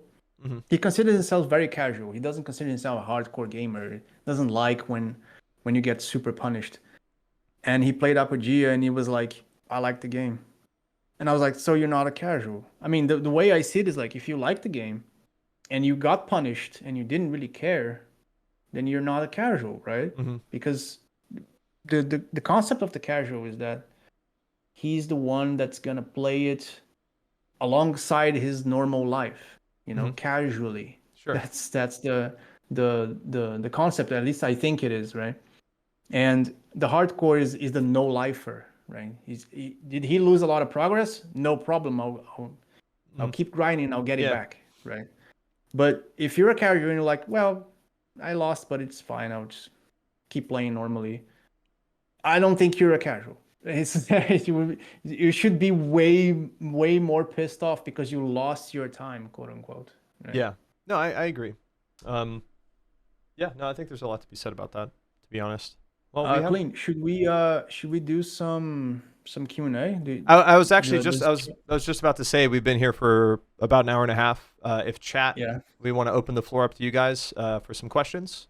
If you want, I can actually give you a shared chat link because I multi-stream. I'm on Kick, YouTube, and Twitch. I think if you open this, you should be able to see all platforms. I think. Oh my God, that's a big link, bro. Yeah, it's my multi-stream link. If everybody on other platforms can say hi to each other, you can see it on the stream now. It's just a really cool, handy app to have. Give me 2 seconds. No worries. Or I can just like dissect questions and I can ask them to you as well. That would really help. Yeah, I got you. Okay. Do you mind? Yeah, no, totally fine. So I actually have one personal question. Would you ever consider an Ironman mode for Apogea where you die, your character is deleted, and you have to restart from the beginning? Just we like have as an optional. We have a Boolean. A Boolean? It's there. What is a that? Boolean. Like a little check mark that we can click, and the server is now hardcore. So wait, you're saying the whole like having an entire server that would be hardcore where and anybody dies, like it's over. That would actually be really crazy. But like we didn't press it. It's there. The little check mark's there, but we didn't press it. We just went like that would be funny. I'm like, we never pressed it. I mean, I would be down, especially if like it meant like I don't know, like you could get more items or something. Like maybe the drop chances were increased if the risk versus reward for that server was kind of specific. I feel like PvP would be really bad though, because like getting ganked like in a permadeath would kind of suck. But honestly, like I feel like if you opened up a hardcore like server that had like just increased loot, people would play the fuck out of that. But for me, I think it would be much more of a PvE experience, not a PvP one, just because of the implications of losing potentially hundreds of hours to some mage that one shots you. Like I would be pissed. I would be fucking furious. That'd be cool. Next playtest, Ed. I'm sure you probably can't answer that, but next playtest. Oh, I can't answer. Look, as you've seen, there's a lot of feedback, and I'm not gonna do everything, but I do plan on not reading the same things over and over when I do the next test, right? Yeah. So I have to address the things that we didn't address, and I can't just keep pushing them forward like ad infinitum. So I have to deal with this. Okay. So I can't give an exact date, but it's usually the break periods are from 1 to 3 months, but it could be more, could be less. Okay. I don't know. Will there be secret random events all around the world at random times for players to engage to feel they encountered a special moment? For example, golden rabbit spawns, guides you to a rabbit hole, use shovel to gain access to a chance of loot. Can you ask the question again? I'm sorry. No, it's okay. Basically, he's asking, will there be like secret / random event systems that can trigger throughout the world for players? So, for example, like you're just out there farming, doing your thing, and then just a random, thing like pops up like a portal or like a rabbit that leads you to like a dig spot. And, it's like a little like secret event just maybe for you. Yeah, absolutely. We have that programmed in the server. It's called a raid system, and the way it works is like if you're in the proximity of the event, it triggers and then it happens. we enabled this in one of the tests. I don't know if anyone here participated. It was when you got the red message that went like, the black hat is invading the caravan. That was the raid system, and it didn't really work the way we wanted. Mm-hmm. So we removed that. I mean, we just put it aside, and then we placed the default boss spawns that you guys know now. Mm-hmm. So what I want to bring back is that raid system that would trigger based on the concentration of players, that would unlock secret things. Yes. One example of this, which is something that is not like random, but it is an example of something that is kind of secret and unlocks, which is the ancient tree. Oh yeah, at nighttime. Yeah, only at nighttime it spawns, and then you can finally talk to it, and so on and so forth. It would be something like that, but it would be random, and it would happen in random places, and it would depend on like time and all that, all that stuff. Okay, awesome. Well, hopefully that answers your question, my guy.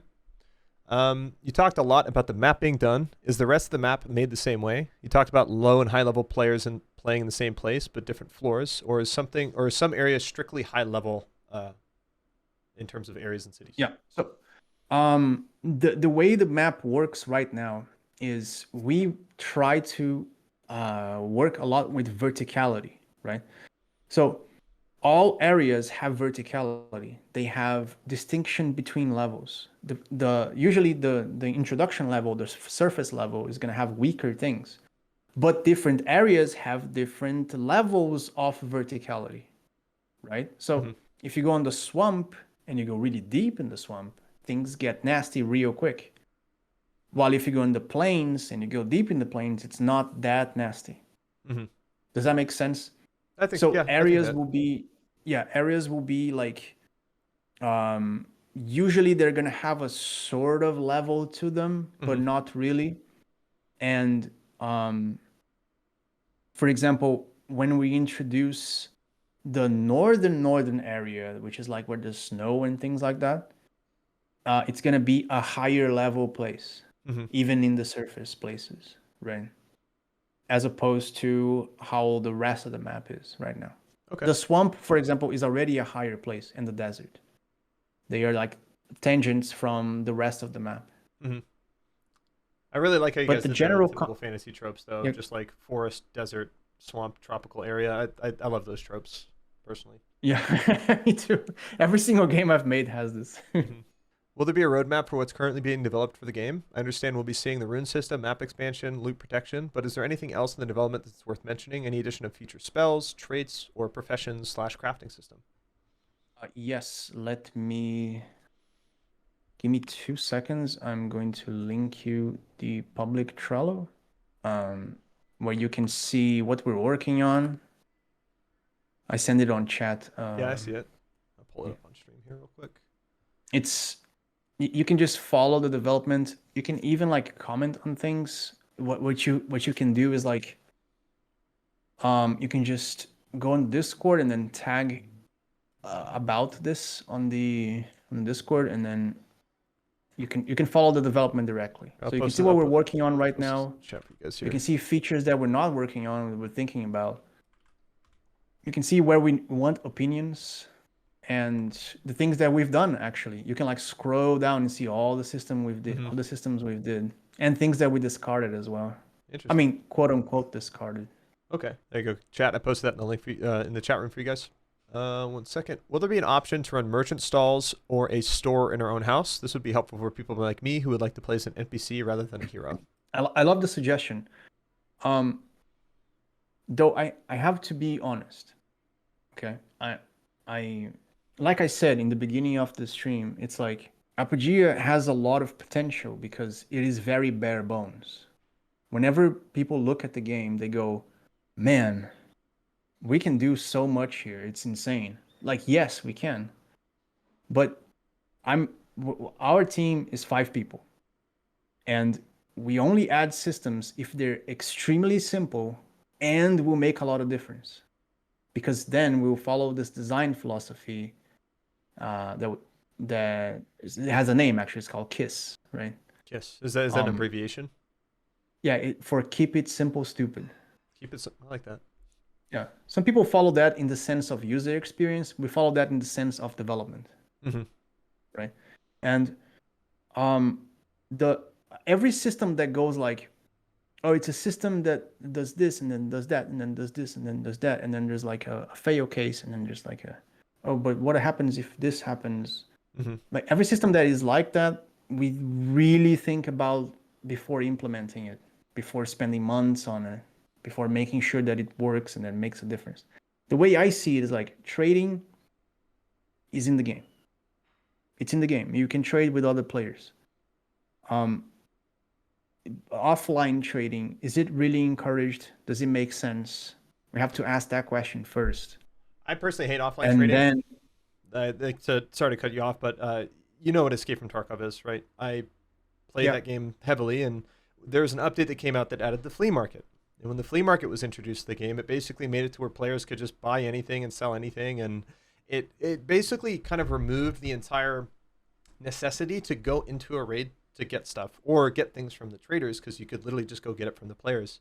I personally think in massively multiplayer games, offline flea markets and trading are kind of a blight to these games, because it not only kind of takes away that social aspect of trading things and posting and trying to actively sell stuff as like a merchant, but it also opens the opportunity for RMTers and botters to basically kind of thrive, yeah, because they exactly, can essentially open up these exactly. markets and stuff like that. So It's like, that's my personal take. yeah, when you add a system, it's like, and it has that, wait, but what happens when it gets abused? Hmm. Oh wait, there's a bunch of things we have to do in order for that not to happen, Hmm. and then it keeps piling up, right? So we have to think about it. Is it a cool suggestion? Yes. Would it fit with the game? Yeah, it would. Hmm. The housing system is like one of the most interesting aspects of the game, I love that but housing we system have too. to It's think cool. if this is going to be a trap, right? First. But I like the suggestion. I'm Hmm. not saying no, by the way. Gotcha. Just saying that No, we have to think. okay. I think that question was actually answered in the last playtest. But just for the people here, will there ever be PvP, PvE servers, like separated? Yeah, it's also another check mark that is like programmed, and we're thinking about adding a PvP server next test. I'm not entirely sure. Does that mean that PvP is I just enabled by default for everyone all the time? Yeah, exactly. From level 1. Really? Yeah. Hmm. That would. But it's like it's not something that we think is the best solution. Ideally, we should have one type of server. You don't want to hemorrhage your But player base and split them up. At least that would be my exactly. consensus. Exactly. We're really hesitant about this. I think if we can fix the griefing issue first, Hmm. then we don't need a PvP server. If we encourage PvP to happen more, then we don't Hmm. need a PvP server. Because Hmm. technically, the PvP server is there. You just have to like slash skull. That's the command, by the way. Yeah. You can slash skull and then you enable PvP. At the same time, it's like it would be interesting. So we're not really sure. And then it's a test, right? Like Yeah. let's test what Yeah. happens when the PvP. Exactly. But I we're guess not really sure. somebody has another good question here. What would be the limits of PvP? Like, are there level limits between a player that can kill another player? Because obviously, if PvP is enabled by level 1, what's going to stop No. some asshole from like who's like level 30 or something coming to the starting town and just like nuking people and taking their stuff? Yeah. I've talked about this before, and it's like um in video games there's only two things. In combat, I'm sorry. In combat in video games there's only two things. There's stat check and there's skill gap, right? Hmm. These are the only two things as far as I'm aware. Um and I don't like either. I like both at the same time. Me too. I like when there's stat check and a little bit of skill. A little bit of stat check and a little bit of skill. Hmm. And will you be able to fight against a guy that's like 40 levels above you? No, you can't. You're gonna lose. But if the gap isn't that big, then you have a chance if you're better than him. Hmm. That's how it's supposed to be, right? Because the reason for that is because I think you should earn your power. And it's like, oh, I died against a really high level character. Well, get friends and then come kill him. Hmm. Oh, he got his friends, then get more friends and come kill him. Hmm. Start a war. That's what I want, you know? I think that's cool. That's how Tibia did it. Oh, a level 100 killed me. I was only level 8. Well, then get 100 friends and go kill him so that he gets more friends, and then so on and so forth. Right? Hmm. No, that makes sense to me. But, yeah. Any plans to expand more classes beyond Knight, Mage, Rogue, Squire? Yeah. We wanted to add a Jester class. Jester. It's like 50% scale in every single stat. So just instead of 100. 100. What would be the benefit? No benefit. You're a clown. That's it. You can wear the clown outfit.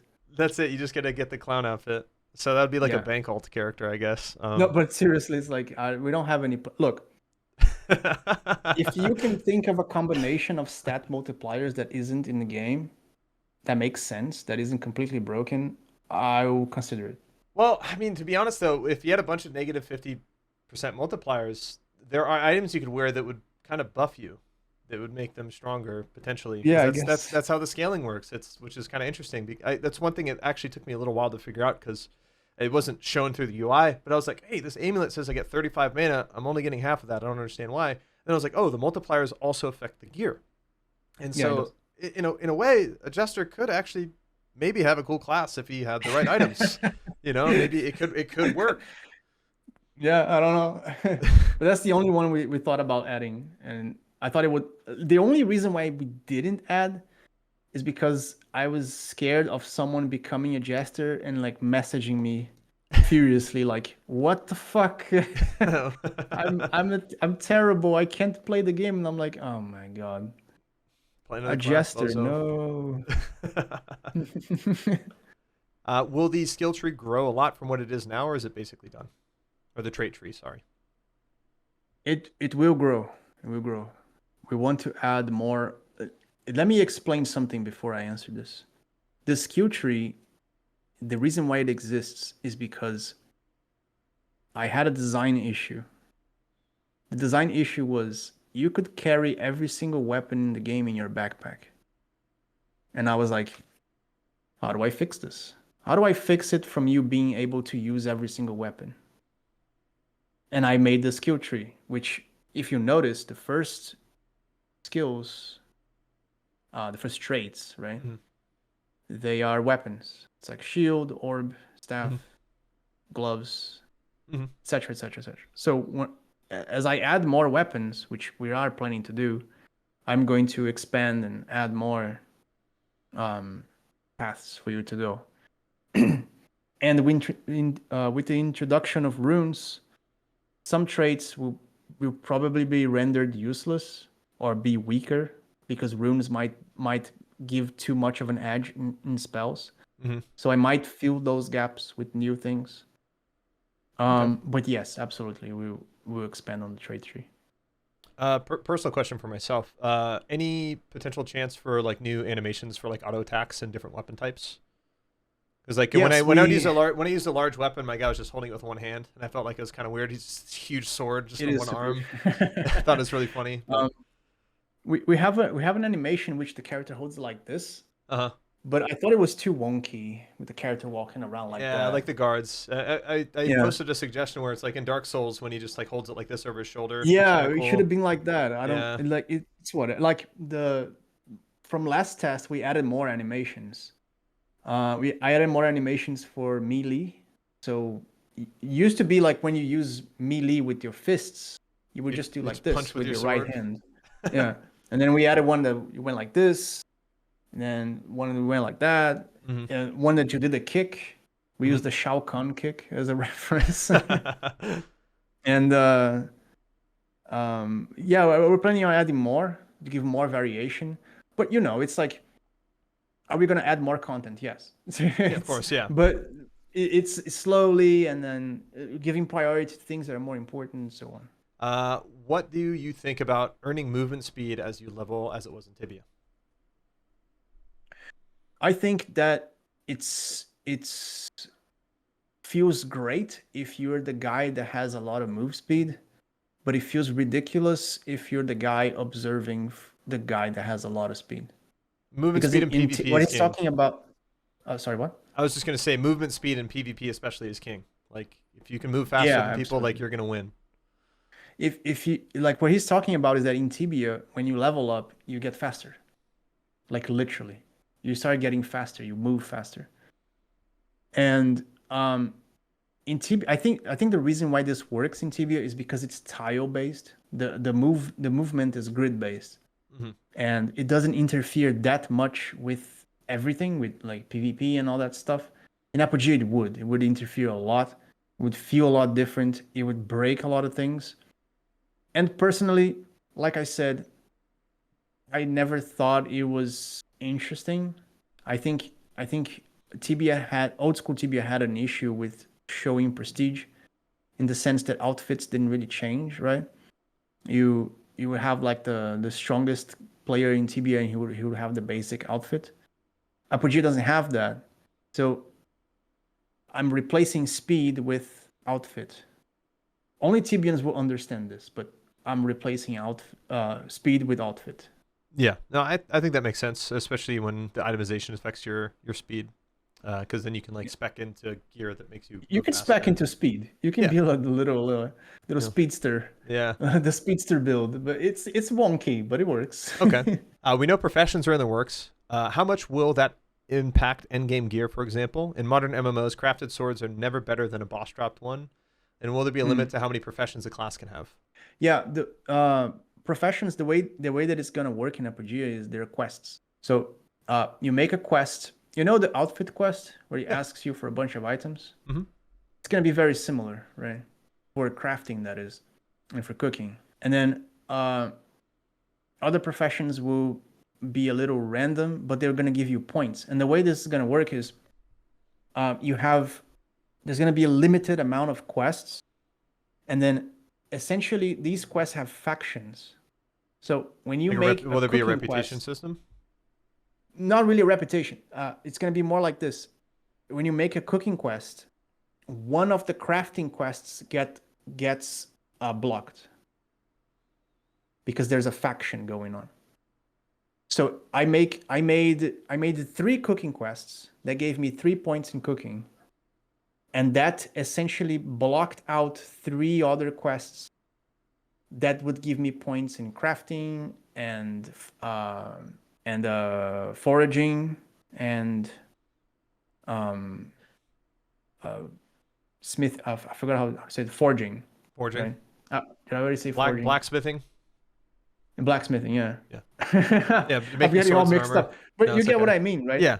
It's like you do one, the other gets removed. It's simple. It's just like that. So basically, you will only technically get like one profession per character in a sense, or you're gonna You have to could choose. balance them out, right? You could have like 2 points in each, Oh, I see. but you're not going to be great at anything. Yeah, I see. But you can go all the way in one and then cancel out all the other ones. So what would say be the advantages of cooking skill? Like what does that give you as a player? Does it buff your food? Yeah, what I'm going to do is cooking right now, it has a chance of failing. And what I'm going to do is I'm going to change a few recipes so that there's more chances of failing in the process. Mm-hmm. And then cooking will reduce the chances of it failing. And it will also alter the amount of things you get from cutting and from splitting. Right. So for example, you cut a piece of cheese, you're going to get more cheese. You cut a piece of bread, you're going to get more bread. Yeah. And so I assume blacksmithing would basically be when you try and take like an item and upgrade it on the anvil, it's going to increase the chance of success for that as well. Blacksmithing is going to increase chances of now I'm thinking of is like need a blacksmith to upgrade my item will tip. Need a cook to make this for me. Need a cook to do a big batch of food. Yeah, no, and that's super cool because like that creates a really cool sense of agency for players to fulfill a role for other people as well, and it's also like an actual job. And I actually really like the crafting in Apogea, especially the upgrading, because I know a lot of people don't like it because it fails often. But the reason why it's a good thing, and a lot of people don't understand this, is because in games, looting games especially, any games where there's loot, and you can lose stuff, there needs to be economic off ramps. You need items to get deleted out of the game so that they stay valuable. Because if everybody had, a really high success chance to make epic iron broadsword, epic iron broadsword becomes the norm. Everybody has it. It's no longer epic and rare anymore. And so I love the way that you did the crafting, just because it allows for, when you make an epic item, it's like, oh fuck, you made an epic item. That's good for you. Like you did that very well. Like that's hella lucky. And now with the whole blacksmithing system and profession system coming in, it basically makes it to where it's like, if you're going to try and, spend the mats to make an epic iron broadsword, like you're going to probably want to make sure a high level blacksmith does that, so you have the highest chance for success. Exactly. Yeah. It's not going to be like a huge difference for a few forges, like when you combine like 2 or 3 items, like it doesn't matter. But if you're combining 2,000, then things get different. Yeah, right? Of course, the variables will change a lot. And so what is so you said there's cooking, blacksmithing, and foraging. What is foraging exactly? Is it just does it just get you more loot out of loot bags, or what does that do? Yeah, foraging is like whenever you open a container, I must have noticed this. When you open a container, sometimes there's items inside. Yeah. Right? Oh, you mean the crates and barrels and bags? Yeah. I'm talking about foraging, right? As in forage. I mean I know what foraging. So foraging is typically when you're going in like the woods and you're looking for like mushrooms. Yeah, that's what I mean. Gathering, foraging. Okay. So does that also apply to containers as well? Is what you're saying? Like So look, this is controversial, but this is fishing, Apogea.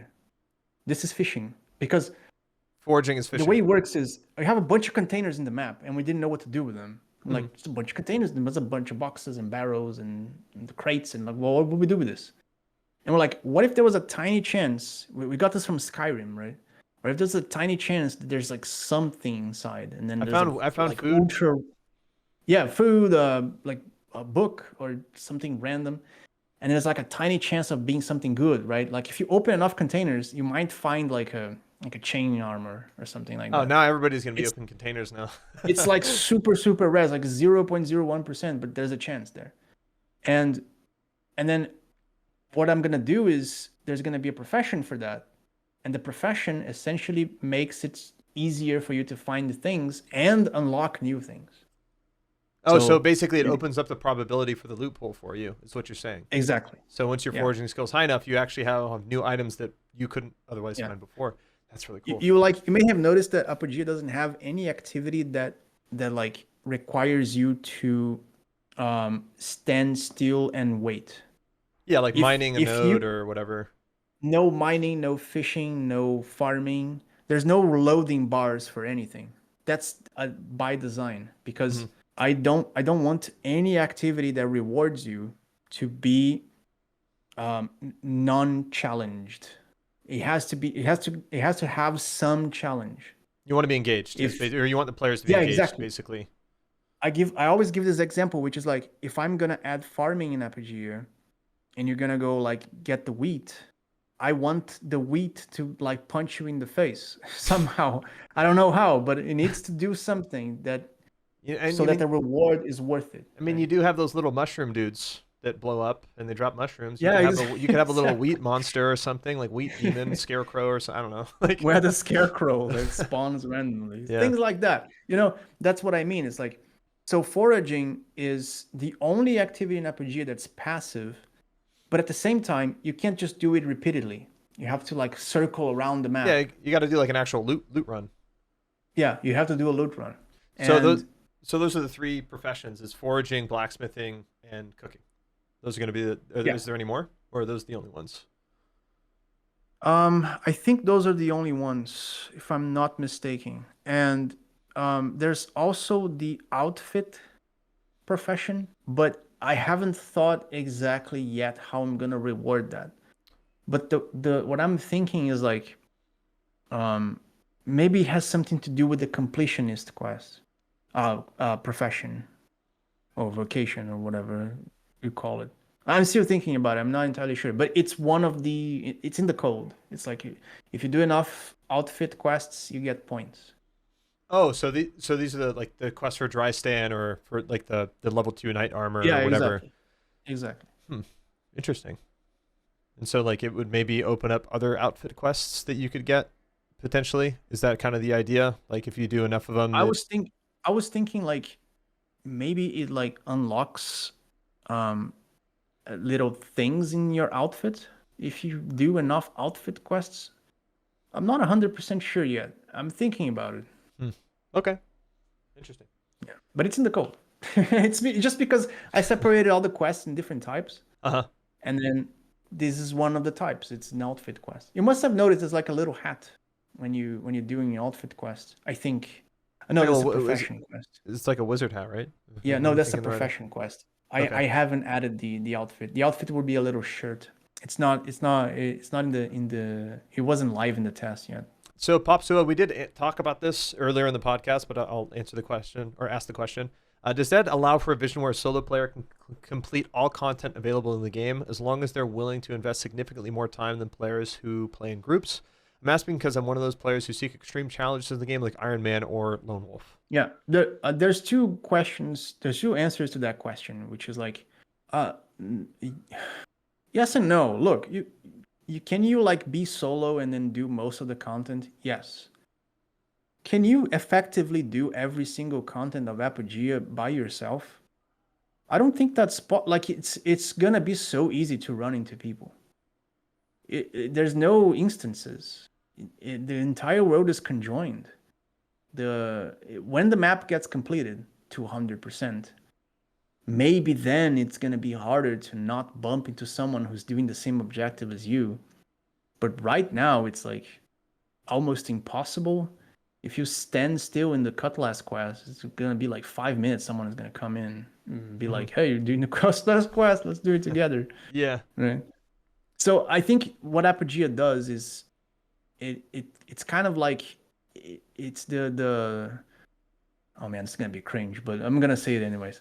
It's kind of like the flirty charismatic girl that like pulls you and then makes you dance in the party, right? You like shy in the corner and then she just pulls you in.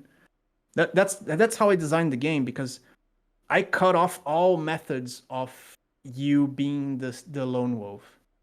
Every single fucking interaction in the game makes you want to talk to someone because it's going to make your life easier and better.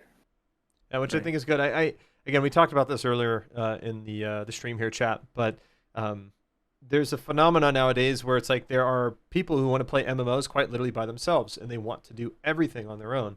Whereas I personally think, like, why are you playing an MMO in the first place? Just go play Skyrim. Go play a single player action RPG if that's the case. No, I get it. Look, the thing about MMOs is that it provides a different experience, a different weight into your actions. I understand the solo players because I'm one of them. Let me give you some insight. In every single test, I play alone. I don't call my friends and be like, "Hey, let's play together." What I do is I play alone, and then I let the interaction happen naturally. And whenever it happens, because I'm very antisocial, I go along with it until I get tired and then I leave, right? But the thing is, the reason why solo people play MMOs is because it has a different weight. It has a different value than single player games, right? If you get an achievement in a single player game, who cares? Who cares, man? Unless it's like one of those super hard games, it's like no one can beat this, and then most people can, but let's pretend that people can't, and then you can show off your achievement. Very cool, But online games, it's different. Everything is server authenticated. There's a lot of competition, even if it's separated, right? Through rankings, through leaderboards, through competition of resources and things like that. So that's the reason why solo players play MMOs, because they want to have the authentication of their achievements, right? No, I agree. Yeah, and then it's like I'll make your life easier, man. I'll make Apogea be the flirty girl in the party that's gonna pull you in, because it's cool. It's very cool when it happens. It's like it's so cool when you're walking around and then you see 25 people go into the walls of Basile to die to a bunch of monsters doing a quest, and it's so much fun, right? Hmm. No, I agree. I think, and again, like I'm not trying to say that, like, if you want to play an MMO by yourself, you should just go play Skyrim. But what I mean is that, like, it's an MMORPG. You should have to like have a desire to want to interact with people in some way, shape, or form, whether that's trading, asking how about help for a quest, Yeah, or just not socializing really, somehow, some way. not really desire, but be open about it. Hmm. When it happens, you go, oh, I'll go along, Yeah, right? yeah, exactly. Not actively be like, hey, let's part. Yeah, Just happen, let it happen that naturally, that happened right? to me plenty of times where it's like I'm farming, some people come in and be like, "Hey, you want to group up and kill these mobs?" I'm like, "Yeah, Yeah, sure, let's do it." exactly. And then we kill the I mobs, and then was, I leave the group and go back to doing whatever I was doing. And it's just those little moments I think are really great. I was playing one of the tests, and then I was in the orc camps, and then I was killing orcs, and then I saw a guy. It was like I think like 5 levels higher than me. I was a mage. I was a healing mage, and he was a knight. And I was like, "Hey, you want to party up?" And he just turned to me, and he was like, "No, fuck you," and then kept grinding. That was one of the funniest things that happened to me. It was Damn, so funny. jeez. Yeah, some gamers be kind of parasocial like that. Any idea on how you are going to be combating RMT and botting? If obviously that's Yeah, kind of a touchy thing, absolutely. like you don't want to obviously share too Yeah, much no, info, but I think it's not that touchy anymore because I've thought about it so much. But here's the general philosophy, okay? Um, what I think is it's impossible to fully combat it. You can't. It's not possible. Mhm. If black markets are going to exist, it is an endless, impossible task that you can't fully kill. And but I also think that it's optics matter. If your game doesn't give the tools and doesn't encourage this kind of thing to happen and make sure that the intention of the game is for people to have fun, not to make money, right? If you want to make money, do something else. Mhm. To go doing some other game, I don't care. um if you do that, then it will happen less. It's so obvious. Like if you don't give all of the tools for the RMT to happen, then it's going to happen less. And the reason why I don't want to give all the tools for it to happen is because I think that removes prestige. It's paying to win. You're paying to get to a point where you would have to work harder and be a better player to achieve. It's really that simple. It's not. I don't think it's rocket science. It's just we do our job the way that it's supposed to be. We make it sure that it's breaking the rules. So if we find out you're gonna get banned, and we're really good at that. If you're one of the hackers to hack the game, I know who you are. I see you in chat, Fizab. And we're really good at detecting people who are hacking the game. We're really good at detecting people who are obviously not in their account. Mhm. So be aware of that and don't break the rules. And one of the rules is no RMT. Awesome. No, I think that's a fantastic answer. Since the game has no seasonal resets, how do you plan to combat the inflation of items and money in the world over the course of years? Could we see special servers like reset once a year? No, I don't plan on resetting servers. The way I plan on combating this is two ways. I think, firstly, let me just say this. Look, what you saw in the tests, getting to level 40 is like 30% of the planned content. The ideal scenario is that we're gonna have content up until level 100. That's gonna last a long time. Mm-hmm. Imagine And getting to level 100 will take a yeah, long time. it's gonna be a long time, yes. Um, but even then, we have some plans to make it so that the server can carry on even after level 100. I could go into more in depth on that, but I'll keep it short, which is like we plan on having a sort of point of no return. It's very similar to what you suggested with the door thing. Funny enough, but I digress. And It's okay. um, the other thing is that I always look back into old school Tibia to see how Antica, which is the first server that the Tibia did, stayed alive for so long. And I think the way they did it is that one, punishment of death is really high. When you get to really high levels and you die, you lose a lot of stuff. Mm-hmm. And wars happen. So when wars happen, guess what? You die a lot. Yeah. Like a lot. Like 10 times a day, right? So it's going to be a big burn of resources, a big burn of levels, a big burn of everything. And the way that I see is like levels is also a economy thing. It's not just gold. Experience is also economy. Mm-hmm. So there need to be sinks, right? And I think the way that old school Tibia did experience sync was through wars, through really hard content, through really hard bosses that you would almost certainly die, and competition of power and space, right?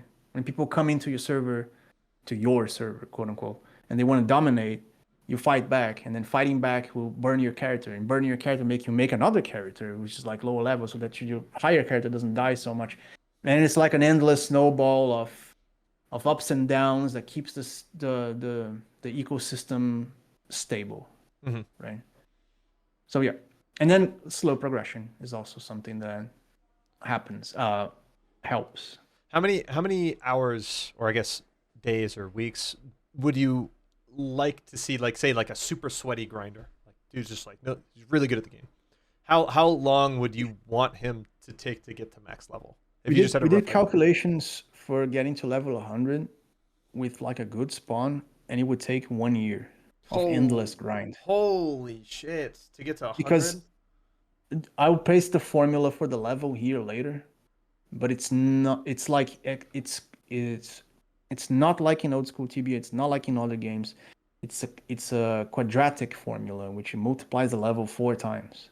I personally like that because, I mean, to get the, like, say, WoW Classic, to get to level 60 takes like maybe 2 weeks, and maybe even less than that if you're faster, which is really not a long time. But that's, I mean, but the thing is though, a lot of people might hear that and be like, this is crazy, I'll never hit max level. It's like, well, you're not supposed to. Maybe that's, you don't want everybody to hit max level, because most MMORPGs, modern MMOs, the game starts at level, like, whatever the max level is. Like, that's when the game kind of like begins for a lot of people.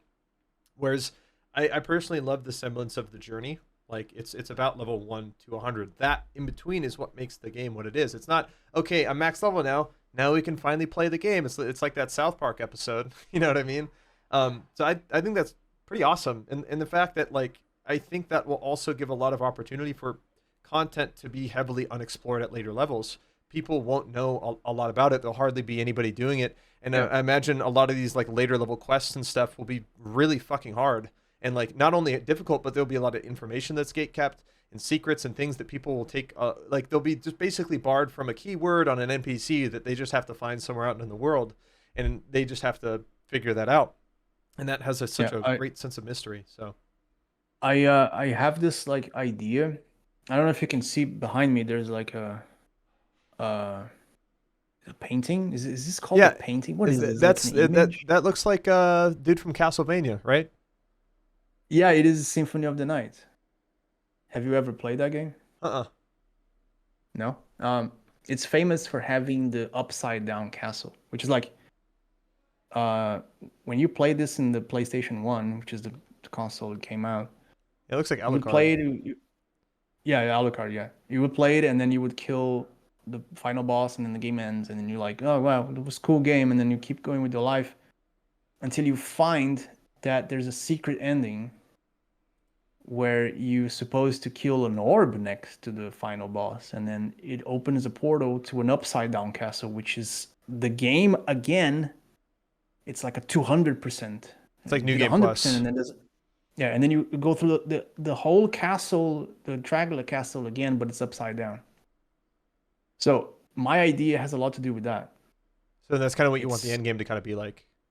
Yeah, I want there to be some point of no return for really, really high levels that you can sort of go through, right? But it's like super, super late. Yeah. I feel like it's needed, right? So that I can keep the same feeling, the same experience that you have at level 1 again at super late game. I don't know. That sounds really cool to me, to be honest. Because, I mean, with an MMORPG, like, you want people to play your game for a long time. If people can experience all of the content within a matter of weeks, they're going to get bored and then they're going to move on and they're going to, no longer play the game. But if there's always constantly something to achieve and something to work towards, and there's that carrot on the stick, but it keeps getting like further and further away from you. The faster you're getting, it's like, I'm stronger, but why can't I get the carrot? I just think that's a really amazing thing, and you don't really see that a lot with a lot of games. Like I said, most MMOs, the game begins once you hit max level. That's when the game actually starts, which I understand, but I also don't like, because like personally for me, I enjoy RPGs where I'm just a nobody. I'm just a fucking dude, and I have to earn my keep. I have to earn my power, earn my respect. It's not just given to me. So one of the reasons why I didn't like Skyrim is because I didn't like the whole Chosen One stuff. It just really bothered me. Whereas like Oblivion and Morrowind, you were just like a fucking scrub. Nobody really liked you. I mean, granted, in Oblivion, you were in Cyber Tepsim's dreams or whatever, but yeah, I digress. I think. Oh, sorry. Go ahead. I was gonna say one more question, but go ahead. No, you said the question. I was gonna get into deep stuff. No. We should end this. I want to hear this though. By all means. Okay. I don't think anyone figured out what you are in Apogea yet. Did you figure out like what's going on? Well, I read some of the lore, and there's like some catastrophe that happened. Like the world basically like started to spur out like demons and creatures and other stuff like that. I know Loki is up to some fucking shit for sure. He's literally fucking with everybody. I read some of the lore books in the game as well that kind of talk about Pestilence Night, and it talks about this catastrophe, and that these knights respawn. There's 4 of them, and they all work for some like super big demon overlord guy who's really mean and big baddie or something like that. And I don't know our role though as the player. That's something I haven't really figured out. I don't think anyone figured this out, but it's whatever. I don't want to spoil it. Eventually, you guys will figure it out. No, I'm sure. It's like super simple. Super simple, huh? It's gonna all right. Next question. Actually, yeah, let's go in. Does Ed envision a system where clans and guilds can have their own headquarters that can be fought over and taken over by groups, maybe even rented out or later by other guilds, offering them PvP protection in exchange? Yeah, we have thought about this. I'm not 100% happy with the guild system right now.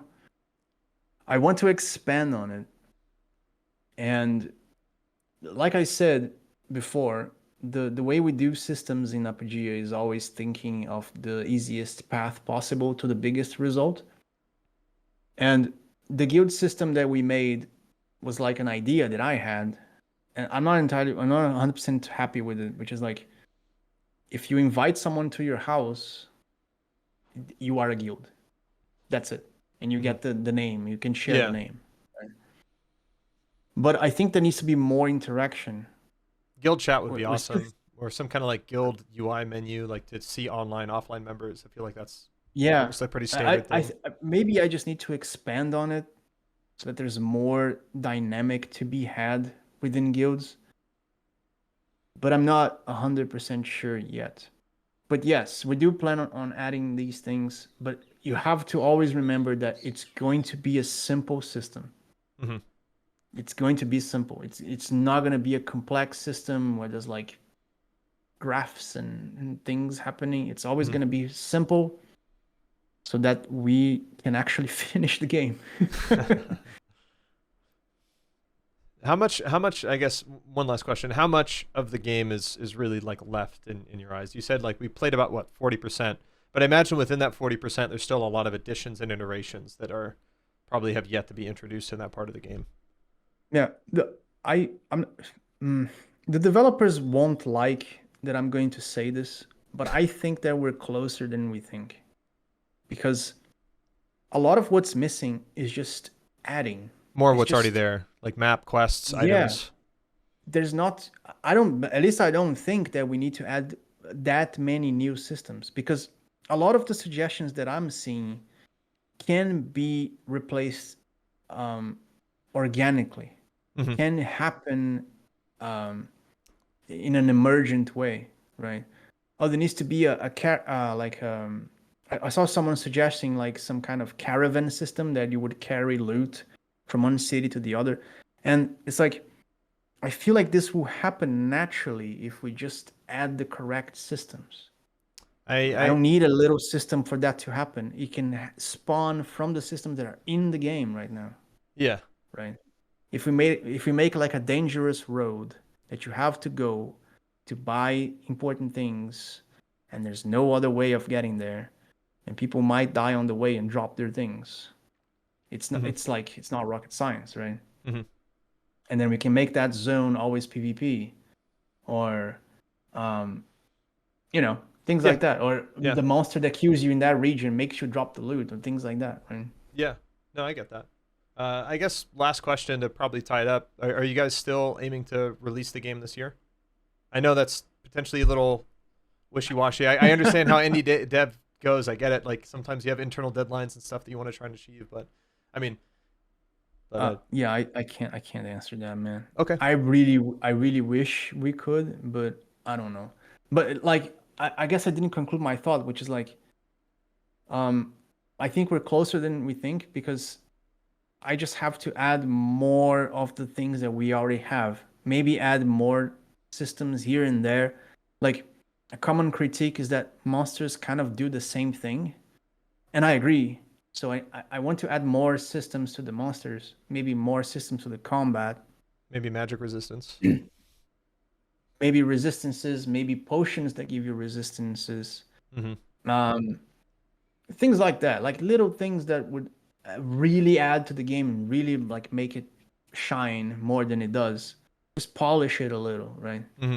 And then just add more map and more creatures and more spawns and more NPCs and more quests and more items and more Hmm. runes and more traits Yeah. and so on and so on. And I think that part of just, spinning the wheel isn't going to take too long. At least I hope it doesn't, because I'm very tired. I mean, dude, I'm very tired. making a game's a lot of work, let alone an MMORPG, man. This is it's a lot of work, but Jesus Christ, dude! Yeah, like this last test, you have no idea. I think yeah. it's this most stressed I've been in a really long time. If you don't mind me asking, what's so stressful about it? Is it just reading all the feedback? Is it just the combination of everything, or It was the DDoS. That shit was DDoS? insanely Yeah. stressful. Yeah. It was so fucking stressful. You have no idea. And it's like, why? I don't understand. What? It's an indie game made in Brazil, guys. Why are you DDoSing us? What's going on? Yeah. Did I piss off someone? I'm sorry, please. I don't know. It's weird. Some people just like to see people not have fun. And also, when it comes to like cheaters, DDoSers, and stuff like that, because I've dealt with them a lot with a lot of private servers and stuff that I've hosted before in the past. A lot of people just do it for the power trip. They just want to feel like they're in control. Yeah. They want to ruin other people's experiences, and that's why they do it. Yeah. There's no other reason. No. They just want to see shit burn. Usually, yeah. Usually these people, they do some ransom thing, right? They go like, "Hey, I'm DDoSing you because this, and this," Hmm. but no one messaged me. Like, what? Why? And then the server provider was like, "Hey, you're getting attacked," and I'm like, "Yeah, can you help us?" And they're like, "No." Man, I need to get you a new server provider, dude. I know a bunch of you Yeah, need we're like networking. we're doing a bunch of shit now. Like, we're doing so many protective things, and it was so stressful. And then a lot of people messaging me, and then people died, and then there was like Yeah. um rollbacks that happened because of Hmm. that. It was super, super stressful. I hope the next test will be more ready for this, because honestly, we didn't think it would happen at all, Hmm. right? It's we're not that big for it to happen. At least I don't think we are. Well, once the game kind of like picks up some traction, which it will, like it's gonna get found out and people are gonna start playing it, and then it's gonna spread like wildfire eventually. You might even just get DDoS by the amount of people trying to play the game. I mean, that happened with the website when people are trying to make accounts. Yeah, but yeah, I think next test will be ready for that. We're adding more servers as well. We might add a server towards Asia. I'm not really sure if it's going to be OCE or if it's going to be Asia. We're still waiting on that, and it's going to be a South American server as well, I'm sure the Brazilians are gonna be um, stoked about that. for our Brazilian friends. And yeah, that's it. I can't promise release date. I can't promise next test either. I'm sorry. I'm getting like death threats from the developers. to not say the specific dates, and they're correct. They're right. No, They're they're not totally wrong. right. Yeah, I mean, because when you say a date and you have to delay it, the community just goes ape shit and they fucking flip shit in Discord. Yeah. I get it. Like especially when you guys aren't beholden to like shareholders or any publisher. Like you guys can basically do everything independently, from my understanding. Like just do it when it feels right and take your time. I feel like everybody would agree who actually supports this game with a logical mind of not being selfish and just wanting to play the game. Because like I want to be selfish. I want to play Apogea right now. I wish it was out so I could literally only play that game and not play anything else. But at the end of the day, it's like good games, like just take time. Like a rushed game is always going to be bad. A game that's True. infinite delayed and always gets worked and iterated on is eventually going to be good. Oh, by the way, if you need help with your project, you can ask me. I can help in any way I can. Dude, I appreciate that. That's incredibly kind. Thank you so much. But anyway, guys, let's show some love in chat for Ed. He took some time today from his busy schedule to do a little interview with us and talk about his game Apogea. If you guys don't know about Apogea or want to know more about it, !Apogea in chat. You guys can join their Discord, find the Steam page, go wishlist it on Steam, go show them some love. These guys are awesome. It's, in my opinion, best MMO I've played in a very long time, and I'm sure you guys agree. So again, Ed, thank you so much for your time, man. I really appreciate it. Hopefully the team doesn't give you too much shit. I appreciate you having me. By the way, it was a really good chat. It was really nice. Oh, dude, I thought love it games, would man. be like super formal and shit, but no, it was very nice. I'm not like a suit bro. Like I like to. I'm a big nerd at the end of the day. I love games and I like to make games and help people make them and do that kind of stuff. So That's yeah, awesome, it's man. all good. Anyway, I guys, appreciate it.